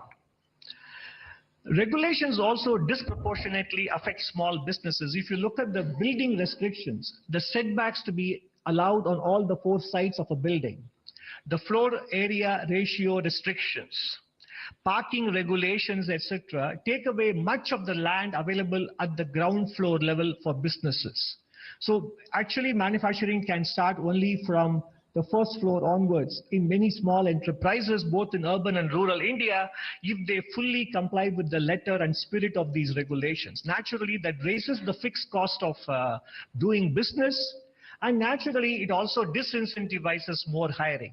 So deregulation is not just about ease of doing business, it is a pathway to employment generation. And naturally, we also know that many states impose a high markup on electricity costs supplied to businesses compared to other non-businesses. And whereas in countries like Vietnam and Bangladesh, particularly in Vietnam, which we look up to, it is the other way around in terms of being our next important competitive country. They have the opposite problem, which is that the cost of electricity supplied to industries is on the lowest side there compared to what we have in India. And by the way, this is not just a theoretical exercise. We have done, and you will see more of it in Chapter 7, we looked at those states which have progressed a lot on business reform action plan, and lo and behold, those states have a much higher level of industrial activity. So there is a positive correlation between BRAP and the level of industrial activity that is there in these states. Moving on from industry to employment-related areas where deregulation can be pursued, in general, we do specify the number of hours workers can work daily and weekly. Every country has it. But the problem is we have restrictions that this shall be adhered to week after week after week, whereas other countries give flexibility to the enterprises to be able to achieve this over a longer period, 3 months or 6 months. Your overall working hours cannot exceed this. But in a given week, there could be more or less work depending on demand surges. So that flexibility is missing. The same thing with respect to Factories Act on overtime working hours as well. The stipulated overtime hours are lower than competing nations, even though the overtime wages are higher in India on paper. The hours that people can be asked to work overtime is limited, and this is something that the workers and the management can negotiate between themselves depending on order flows and so on and so forth. Moving on to higher education in particular, where I think market forces can play a much better role in ensuring quality outcomes. The University Grants Commission specifies minimum credits for various course categories and in what sequence as well. These aspects could be entrusted to the institutions themselves. And the institutions must remain free to remain flexible with their coursework. This will allow them to adapt to changing market demands, and we should basically trust the faculty and students to find solutions to these problems. These are all areas where we don't have to micromanage, and that is something this is just examples of deregulation we can undertake in industry, employment, and education. Moving on to Part B of domestic drivers of growth, this is to continue to do the work we have been doing in the last 10 years on augmenting internal capacities for growth. And in July 2024, in agriculture, we devoted a lot of time in both Chapter 5 on the medium-term outlook on how agriculture can be freed in terms of empowering farmers to be able to produce the maximum value and raise productivity. And we deliberately call it the sector of the future because there is enough scope to raise the contribution of agriculture by 0.75% to 1% in terms of GDP growth by empowering farmers, as we wrote in the last July survey. And there are examples which we have cited in this survey as well from different states, and also both in terms of land pooling and also in terms of irrigation potential, which we have done quite well in the last 8 years. The area under micro irrigation has gone up by 3 times, and that can actually be an important factor. So bringing more area under irrigation, land pooling, and giving farmers the freedom to sell wherever, whenever, to whomsoever, at whatever prices, while undertaking different intervention mechanisms to take care of the demand side. That is the right combination that can unlock up to 1% of incremental growth from the agriculture sector. And given our size and given the impact climate change will have on some other nations in Africa and Asia, this will also give India a huge diplomatic and strategic leverage if we are able to become the breadbasket for many countries around the world. So this sector is not something that countries do well in their early stage of development, but given the change in globalization and given climate change, this sector can be a sector for the future as well. And as you see here on the left side, allied sectors in agriculture have been able to grow at much faster rate than the mainstream crops and food grains. So therein lies the clue as to what are all the elements from those areas which can be applied to traditional crop areas that will lift the overall growth rate of the agriculture sector. In terms of infrastructure development, we have done quite well in the last 10 years in particular, whether in terms of introducing new trains, new airports. We're contributing to reduced turnaround time in ports, coming down from 48 hours to 30 hours in the last couple of years, and capacity additions in the power sector, falling data cost, and expansion in telecom infrastructure. These are some of the illustrations we have picked up for highlighting here, but there are more details in Chapter 6. We also, last time itself, we wrote about the turnaround logistics costs also have come down in the country, and turnaround time in toll booths, etc., and road transport are all contributing to higher production and distribution efficiency in the country. Particularly with respect to the urban India, cities declared open defecation free have gone from 15% to saturation coverage, and household latrines constructed, public toilets constructed, and waste processed as a percentage of waste generated. There is tangible and substantial progress in many of these dimensions. On the right side, what you see is that PM Awas Yojana urban and also Amrut in terms of water coverage, 70% tap water and 62% sewage coverage, and also the expansion of metro rail system. The reason we put it up here is that public transportation has to play a much bigger role in our energy transition and energy demand going forward, much more than in fact private mobility solutions, including e-mobility. Public transportation holds the key, and that is why not only we have 1,000 kilometers operational, we have equally another 1,000 kilometers that are underway. So this will, if we can integrate the public transportation network, our carbon emissions and also cleaner air and road congestion, all these dimensions will be addressed by utilizing public transportation infrastructure more efficiently. In terms of rural economy, the Swachh Bharat mission, 11.8 crore toilets in villages. Mission Amrit Sarovar. Again, if you look at the chapter on in agriculture and in industry, we talk about the importance of rejuvenating water bodies in contributing to the entire community development rather than purely providing water sufficiency. The National Health Mission, Sansad Adarsh Gram Yojana, empowering members of parliament to adopt villages and contributing to village development. Jal Jeevan Mission, 12.2 crore households provided, and Pradhan Mantri Awas Yojana Grameen, 2.7 crore houses completed. Now, in terms of infrastructure, it is not enough to talk only about the physical infrastructure. We have done quite well with respect to at the general government level, not just the union government. The overall expenditure has gone up from 10.4 lakh crores across the country between center and states to 25.7 lakh crores on social services, primarily health, education, etc. And this is a growth rate of more than this is the multiple of about 2.5 times in the last 7 years. And in terms of the building blocks for better education, the foundational literacy and numeracy, central and state government initiatives are covered. One is the Nipun Bharat initiative, the mission to ensure that every child attains foundational literacy and numeracy by the end of grade 3 by 2026. Some of the specific examples are also covered in the economic survey.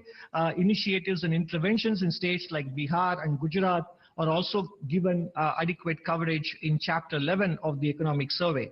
Apart from that, we also highlighted several private sector not-for-profit initiatives in these dimensions, whether with respect to learning or social and emotional learning, which are not typically covered in classroom textbook learning. All the private sector initiatives or not-for-profit initiatives that can be replicated and scaled up, and specific state-level initiatives that are working well, which can also be considered as possible models to be adopted elsewhere. We have covered them in great detail in Chapter 11. The good news is that the proof of the pudding is there in the data. The latest annual State of Education report for 2024, which Pratham brought out a couple of days ago, the proportion of Standard 3 children in government schools who can read up to Standard 2 has gone up from 16.3% to 23.4%. And in middle school, major improvements in basic reading and arithmetic seen in all grades, and the progress at the high school level, more than 75% can do basic digital tasks. And the same report also covers the availability of infrastructure that facilitates learning in the classroom in terms of midday meal being served, drinking water availability, usable toilets, and usable toilets for girls in particular as well. In all these areas, in the last 6 years, there has been noticeable improvement as well. Skilling initiatives found a prominent place in the last budget presented in July. And many of these initiatives, in fact, it looks as if I have to give you a specific glossary for this slide alone in terms of the number of abbreviations that are being used here. CTS stands for Craftsman Training Scheme in Industrial Training Institutes. PMKVY is Pradhan Mantri Kaushal Vikas Yojana, and Jan Shikshan Sansthan is JSS, and NSTI is the National Skill Training Institutes. NAPS stands for National Apprenticeship Promotion Scheme, and NCVET stands for National Council for Vocational Education Training. With this glossary out of the way, now we can look at the statistical landmarks and achievements that we have presented to you here in this slide. So in terms of Craftsman Training Scheme, 1.24 crore people have enrolled, and in the Kaushal Vikas Yojana, 1.57 crore people trained, etc. I will refrain from reading out all the statistics out here, but the important point is the industry partnership that is coming up in the apprenticeship promotion scheme and in the internship scheme as well. I think last economic survey spoke about the need for academic, industry and government partnership, and this is an example of that in the skilling space as well. Moving on from physical infrastructure, education and skilling to health, the affordable medicine and immunization program through the Jan Aushadhi Kendras, over 14,000 are operational. Full immunization coverage is happening. Disruptive technologies, including drone technologies, being deployed to provide medicines in remote areas.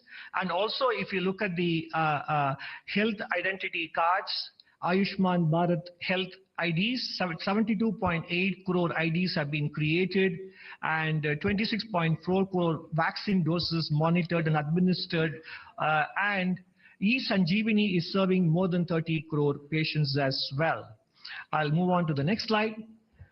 While physical health is clearly manifestly important. What goes beneath the surface in many cases is the importance of mental health, and the Government of India has been cognizant of the importance of maintaining mental health as well. Many initiatives have been taken. The National Mental Health Program, Tele-Manas, which provides consultation over the phone, and there was a Mental Health Care Act leading to the setting up of 47 mental health institutes flowing from the National Mental Health Policy in 2014. And in terms of the Mittelstand, which I spoke about as an important lever or important ingredient of manufacturing, in the PLI schemes for white goods, we have covered a box item on the success of the air conditioners with respect to the PLI. The entire value chain for air conditioners manufacturing in the country is now in place. And particularly with respect to white goods, 43% of the new applicants in the scheme are micro, small and medium enterprises. In terms of payment on time to micro businesses and small businesses, number of invoices financed on trades went up from 4.8 lakhs to 41.2 lakhs in FY24 in the last 4 years. That is a nearly 8 times jump in the number of invoices financed through trades. And the amount financed on trades has also gone up from 11,000 crores to 1.4 lakh crores. And many of you are aware of the Section 43BH, which allows businesses to deduct payments only after they make the payment in the year in which they make the payment to micro, small and medium enterprises rather than on an accrual basis. And MSME cluster development program has improved productivity by 10 to 15%. In this regard, the survey also covers many initiatives taken by different states, from Gujarat to Madhya Pradesh to Rajasthan to Tamil Nadu, etc. We cover initiatives taken by several states for the growing MSME businesses and attracting new businesses which can serve as inspiration for other states as well. Harnessing the power of women entrepreneurs with respect to credit access, skill development, marketing support, and specific support for women-owned enterprises in terms of reserving public sector procurement for women-owned enterprises. So basically the point is, in the first 2 sections of this, in domestic drivers, we have spoken about the importance of deregulation. We have spoken about the importance of continuing with various initiatives that we have looked at in the previous surveys in terms of boosting the productive potential. This is all from the policy space. From there, we move on to the role of the private sector, because naturally for a large economy, private sector plays a very big role. And in terms of the private sector, the specific asks are balanced deployment of capital and labor, curbing ultra-processed foods, fairer distribution of incomes, which is related to the balanced deployment of capital and labor, workplace importance to workplace safety, workplace culture and mental health, and thinking about supply and sourcing from a strategic perspective as well. Investment in R&D. So these are all the dimensions in which the private sector can also raise the game for the new playing field that we are confronted with today. In terms of fairer distribution of incomes, a topic which we brought up last survey as well, if you look at the growth in profitability and the growth in employment expenses, which is a combination of hiring and compensation, there is a huge disparity between the two, which has been highlighted by several private sector players themselves in the last few months. And this happened even as Indian corporate sector profitability hit a 15-year high in March 2024. And some of you may have heard that when in the 1960s, when Henry Ford raised the minimum wages for his car workers, he said, otherwise there will not be enough people to buy the cars the Ford Motors produces. So in some sense, raising wage and salary growth for workers is also a source for aggregate demand for businesses in the medium run as well. So it is both, it is enlightened self-interest rather than being seen only from a moral prism as well. And in terms of balanced deployment of capital and labor, the clear example is the use of artificial intelligence, and we have a special essay on this topic in chapter 13. In July 2024, we spoke about the energy demand management in a special essay on dealing with climate change. This time, the special essay is on the impact of artificial intelligence on employment generation and in general on labor. Deployment of artificial intelligence presents both opportunities and challenges. Past technology revolutions in general, sometimes we all feel that technology eventually generates more jobs than it displaces. That is true. But the key word is eventually. What happens between now and eventually is critical. And that is where I think we need to create supporting institutions, enabling institutions to train them, to prepare them, and academic curriculums have to change, workplace practices have to change, etc.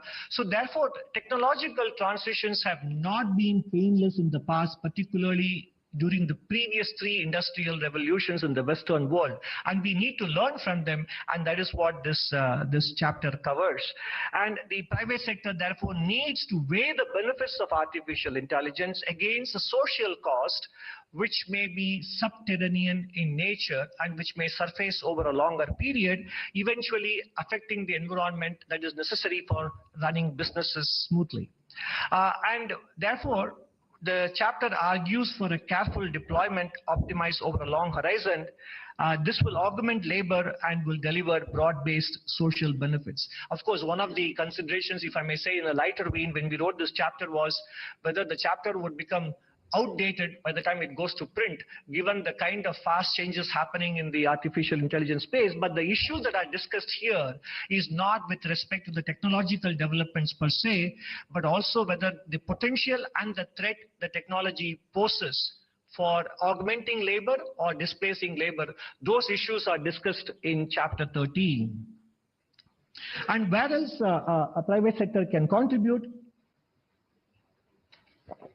Compared to several countries, when it comes to R&D spend, 50% of it happens from the government and only 41% happens from business enterprises. Even higher education, academic institutions only contribute 9% compared to other countries. I think this is one area where I think the private sector and people like Mr. Naushad Forbes, etc., have actually written about it. The funding of R&D in India is predominantly from government entities, and it is not for lack of incentives. Specifically, box item 7 in chapter 7 covers the various incentives that the government of India offers in comparison to peer countries, and they are definitely comparable. And R&D in India is primarily driven by business enterprises in many other economies. And whatever R&D happens in the private sector in India is not only low, but is also sectorally concentrated. And that is one area of improvement. Ultra processed foods. It is a 2.5 lakh crore business built on hyper palatability of food items. Misleading advertisements, celebrity endorsements, and missing and obscure labeling on packages targeting consumer behavior. Ultra-processed foods are directly associated with exposure to cancer, respiratory, cardiovascular, and gastrointestinal health outcomes. And poor dietary intake, unfortunately, is also associated with adverse mental health. And most UPF brands target children and adolescents. Therefore, we need to arrive at a quick resolution on the issue pertaining to front of the pack labeling, which has been, happening in fits and starts in this country. And this is not just purely about consumer information and fair disclosure. It has got long-term implications for realizing our demographic dividend and productivity of our youth. Because we initiated the coverage of mental health in a big way in the last survey, and we continue that in this survey as well. And you can find more of it in chapter 11. 4 particular variables have a big implication for mental health. Those who rarely use smartphones, those who are close to their friends and relatives, and those who basically have social connect and physical activity and who consume healthy foods, they have a very high mental score. But if your consumption of ultra-processed foods is frequent, and if your family closeness is not much, and nor do you have enough free time for yourself out in the open, and if you rarely exercise, then your mental well-being score is very low. It is not a theoretical construct, it is an empirical finding across the world, including in India. And lower mental health naturally has a direct correlation with the number of working days and overall productivity as well. So in general, workplace culture, private sector's attitude towards ultra-processed foods, prioritizing medium term over short term, all these considerations will eventually determine whether India's wanted demographic dividend actually materializes or not. And I think this is a very important issue. Rather than, apart from skilling and education, etc., this is not widely discussed, and we feel this is an important area where private sector can contribute a lot. Energy transition the Indian way, which is the topic in the chapter on climate change and adaptation. A well-known French economist, Jean Pisani-Ferry, in the context of Europe, wrote that there is an impossible trinity of net zero. That is, policy cannot be at the same time fiscally sustainable and the economy is competitive without giving up on net zero ambitions. And that is what we call it, the impossible trinity of net zero. On the right side, between fiscal sustainability, net zero goals, and competitiveness of the economy at any given point in time, only two are possible. If you want to pursue net zero and be competitive also in the global economic space, then there has to be a lot of subsidization that has to happen. If you want to be fiscally sustainable, on the other hand, and also be economically competitive, Europe is realizing that net zero goals will become that much more challenging to pursue. Again, the Mario Draghi report on competitiveness has a lot to say on this with respect to Europe, and it applies to developing countries like ours as well. At the same time, if you want to pursue net zero, at the same time be fiscally prudent, then competitiveness will take a big hit as well, because energy costs will go up significantly, as has happened in Europe between pre-COVID and post-COVID. So the net result is that the trade-offs in climate mitigation is such that these days countries are realizing that we need to spend a lot of effort and resources on adaptation. The theme of the chapter on climate this time is how do we maximize our adaptation efforts, adaptation funding, as opposed to focusing on emission mitigation. India's energy transition, therefore, needs to have a multifaceted approach. It cannot be only about renewable energy, and renewable should be expanded to include transition fuels like natural gas and also, more importantly, nuclear power as well. And coal will continue to remain the mainstay, even as we are making far better progress than many other countries on nationally determined contributions. In fact, India's use of coal has not come in the way of India making much better progress on NDCs compared to Western nations. These considerations are discussed in great detail in the chapter on climate and also in chapter 5 as well. In terms of financing, much of the flows today are concentrated on emission mitigation, but critically important given the fact that the greenhouse gases already in the atmosphere will anyway cause global warming and damage to countries' environment. Countries need to generate more adaptation financing. In fact, Nobel laureate Thomas Schelling very clearly said, if per capita income growth in the next 40 years compares with the 40 years just before that, vulnerability to climate change should diminish and the resources available for adaptation should be greater. I say this not to minimize concern about climate change, but to anticipate whether developing countries should make sacrifices in their development to minimize the emission of gases that may change the climate to their disadvantage. Their best defense against climate change may be their own continued development.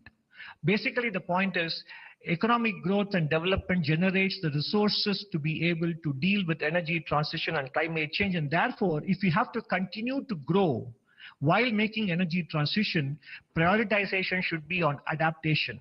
And apart from the strategic considerations I mentioned earlier in terms of ensuring that we are not affected by the single source concentration risk that many countries, including India, are exposed to.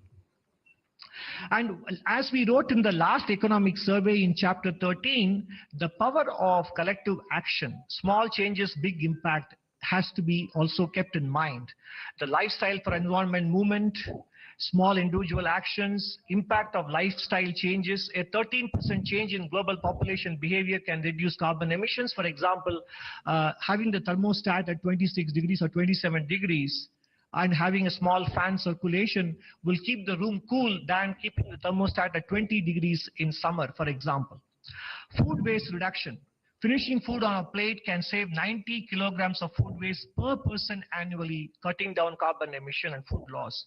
Carpooling and public transportation, which I alluded to earlier, can cut down transport sector emissions. Carpooling can save 380 million liters of fuel daily in India by reducing nearly 8 lakh rides per day. And public transportation, in terms of integrated solutions, is much better than focusing on tailpipe emissions through e-mobility, which also has a strategic angle to it. Recycling power. Recycling 1 ton of newspaper can prevent 25,000 liters of water wastage, contributing to more efficient resource use.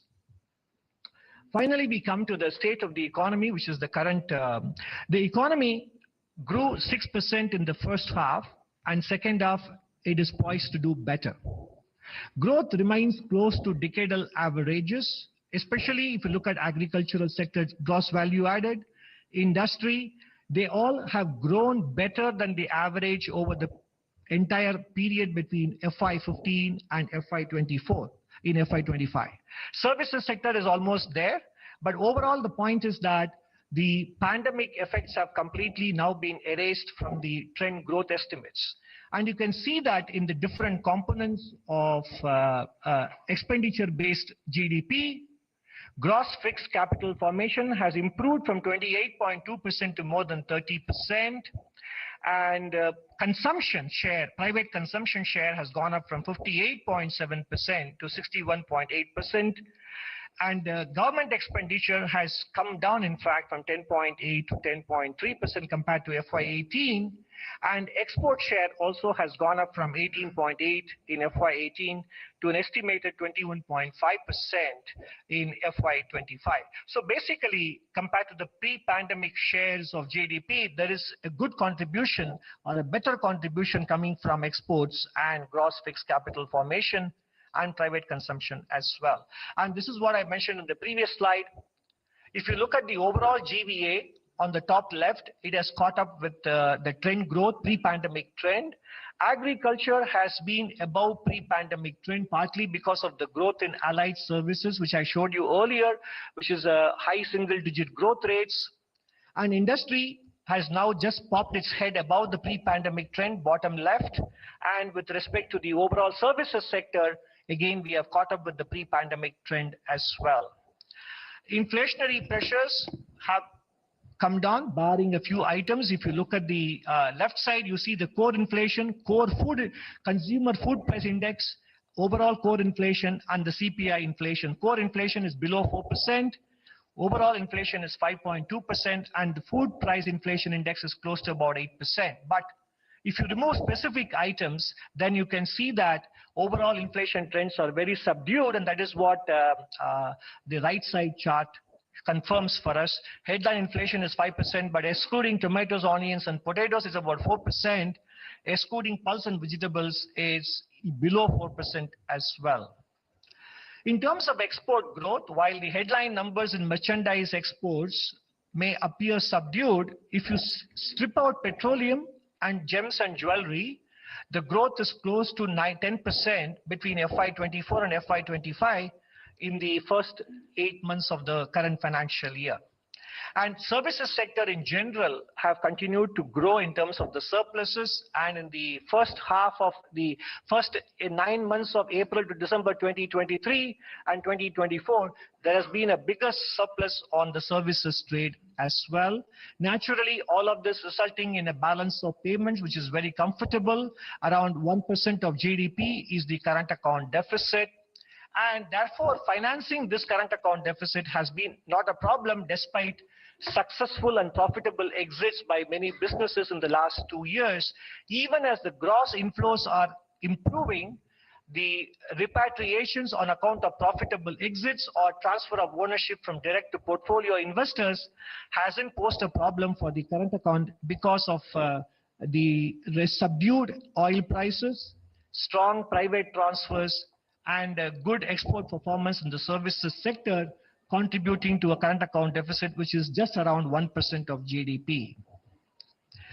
The growth outlook for FY26, we projected 6.5% to 7% for FY25, and this time we are projecting a growth outlook between 6.3 and 6.8% for FY26, which is in line with the projections made by many international organizations as well.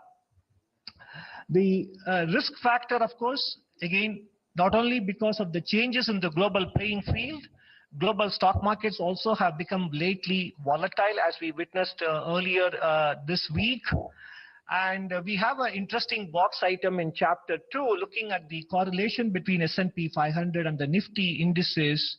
Whenever in the last 24 years since the millennium began, whenever the S&P 500 corrected, what was the impact on Indian stocks and vice versa. So that is a factor that we need to keep in mind, because the massive growth in retail participation in the Indian stock market is definitely a good thing. But also, when the market corrects, it could have implications for spending intentions, and sentiment effect, etc. could be significant. And that is one risk we have kept in mind when we came up with the outlook between 6.3 and 6.8% for the real GDP growth. And as we always say, we will be very happy to be proven to be wrong and conservative if the final outcome turns out to be better than 6.8 as well. So to sum up, how do we raise our game for a new playing field when globalization is no longer going to provide the tailwind in terms of export growth and foreign investment growth? We need to deregulate to make it easier for small and medium enterprises to grow. Deregulation is about removing the fear of growth in micro, medium, and small enterprises. And this is about the plumbing and the nuts and bolts of deregulation, which are primarily there in the state and local government space. We have to continue to augment internal capacities for growth. Particularly, agriculture sector has a potential to contribute up to 1% to GDP growth. Private sector can do its part in terms of lifting the spending on R&D, in terms of striking a better balance between capital and labor share in their businesses, in terms of marketing of ultra-processed foods, and taking mental health seriously as well. With respect to energy transition, considerations of financing, considerations of supply chain concentration risk, etc. means that we need to focus on public transportation and adaptation as an important strategy rather than emission mitigation, in relatively speaking. Business as usual across all sectors, academia, private sector, governments, etc. Business as usual carries the risk of growth stagnation. Thank you very much.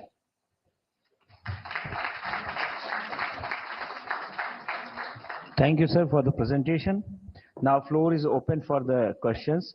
So starting with 127. Please introduce yourself and your organization's name, and then mic at 127.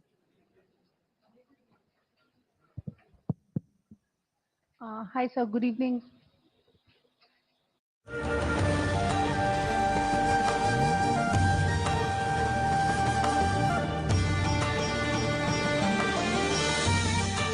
The entire element of tax borne by a good or a service will be represented by the GST paid on it.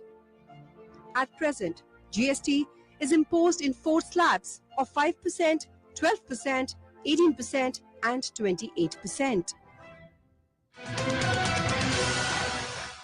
Jai Mahakumbh, Jai Mahakumbh, Jai Mahakumbh, Jai Mahakumbh.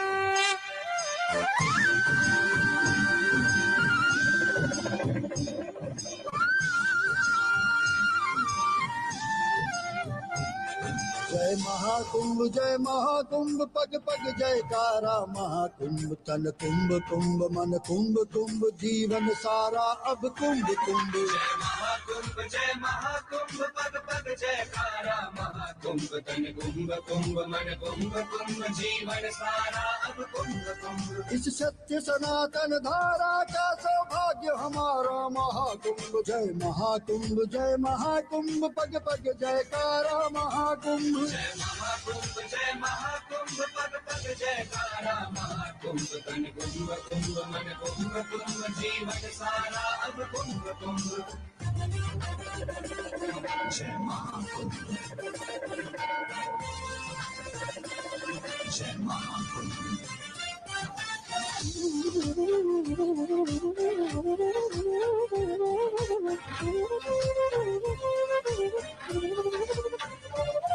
संगम तीरे जय घोष हुआ जय महाकुंभ उद्घोष हुआ। अनमोल धरोहर संस्कृति की इस पुण्य घड़ी की दस्तक सुन।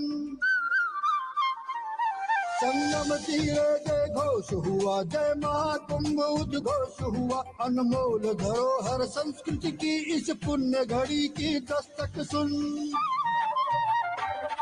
जय महाकुंभ पग पग जयकारा महाकुंभ तन कुंभ कुंभ मन कुंभ कुंभ जीवन सारा अब कुंभ कुंभ। जय महाकुंभ जय महाकुंभ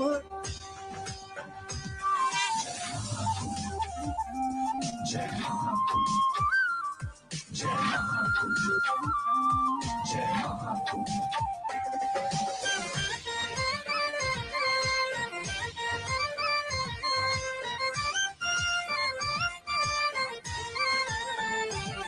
धरती प्रयाग की धन्य हुई यह कुंभ की नगरी। गम्य हुई जन जन की जय जयकार में अब गूंजे चहुओर से यही धुन।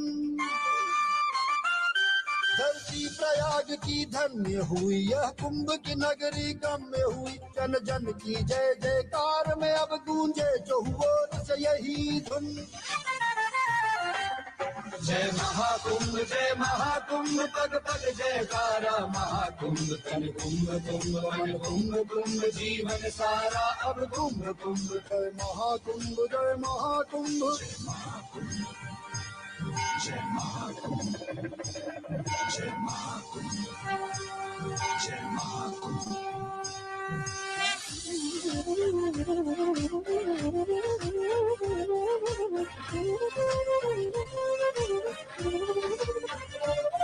पावन त्रिवेणी की तन मन निर्मल निर्दोष हुआ। इस पुण्य प्रयाग की धरती पे अतुलित सौभाग्य मिला कई गुण। पावन त्रिवेणी की धारा में तन मन निर्मल निर्दोष हुआ। इस पुण्य प्रयाग की धरती पे अतुलित सौभाग्य मिला कई गुण। जय महाकुंभ पग पग जयकारा महाकुंभ तन कुंभ कुंभ मन कुंभ कुंभ जीवन सारा अब कुंभ कुंभ। जय महाकुंभ पग पग जयकारा महाकुंभ तन कुंभ कुंभ मन कुंभ कुंभ जीवन सारा अब कुंभ कुंभ। जय महाकुंभ जय महाकुंभ जय Mahakumbh.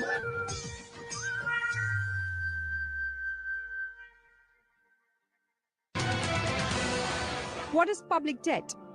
The difference between the borrowings and repayments during a year is the net addition to the public debt. Public debt is split into the internal debt, money borrowed within the country, and external debt, funds borrowed from non-Indian sources.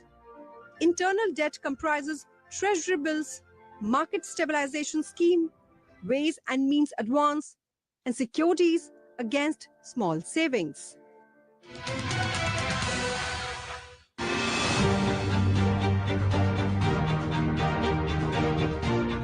जब लोकसभा में वित्त मंत्री budget पेश करेंगी तब उनका budget भाषण आप सुन पाएंगे आपकी अपनी भाषा में। Honorable Speaker, समझ पाएंगे देश का बजट कैसे जुड़ेगा आपके सपनों से, क्योंकि बजट के हर फैसले का असर होता है सीधा आपकी जिंदगी पर। बजट तय करेगा देश के विकास की दिशा और प्रगति की राह। संसद टीवी के YouTube चैनल पर देखिए बजट का सीधा प्रसारण 1 फरवरी सुबह 11 बजे से अंग्रेजी और हिंदी के साथ साथ अन्य भारतीय भाषाओं में भी।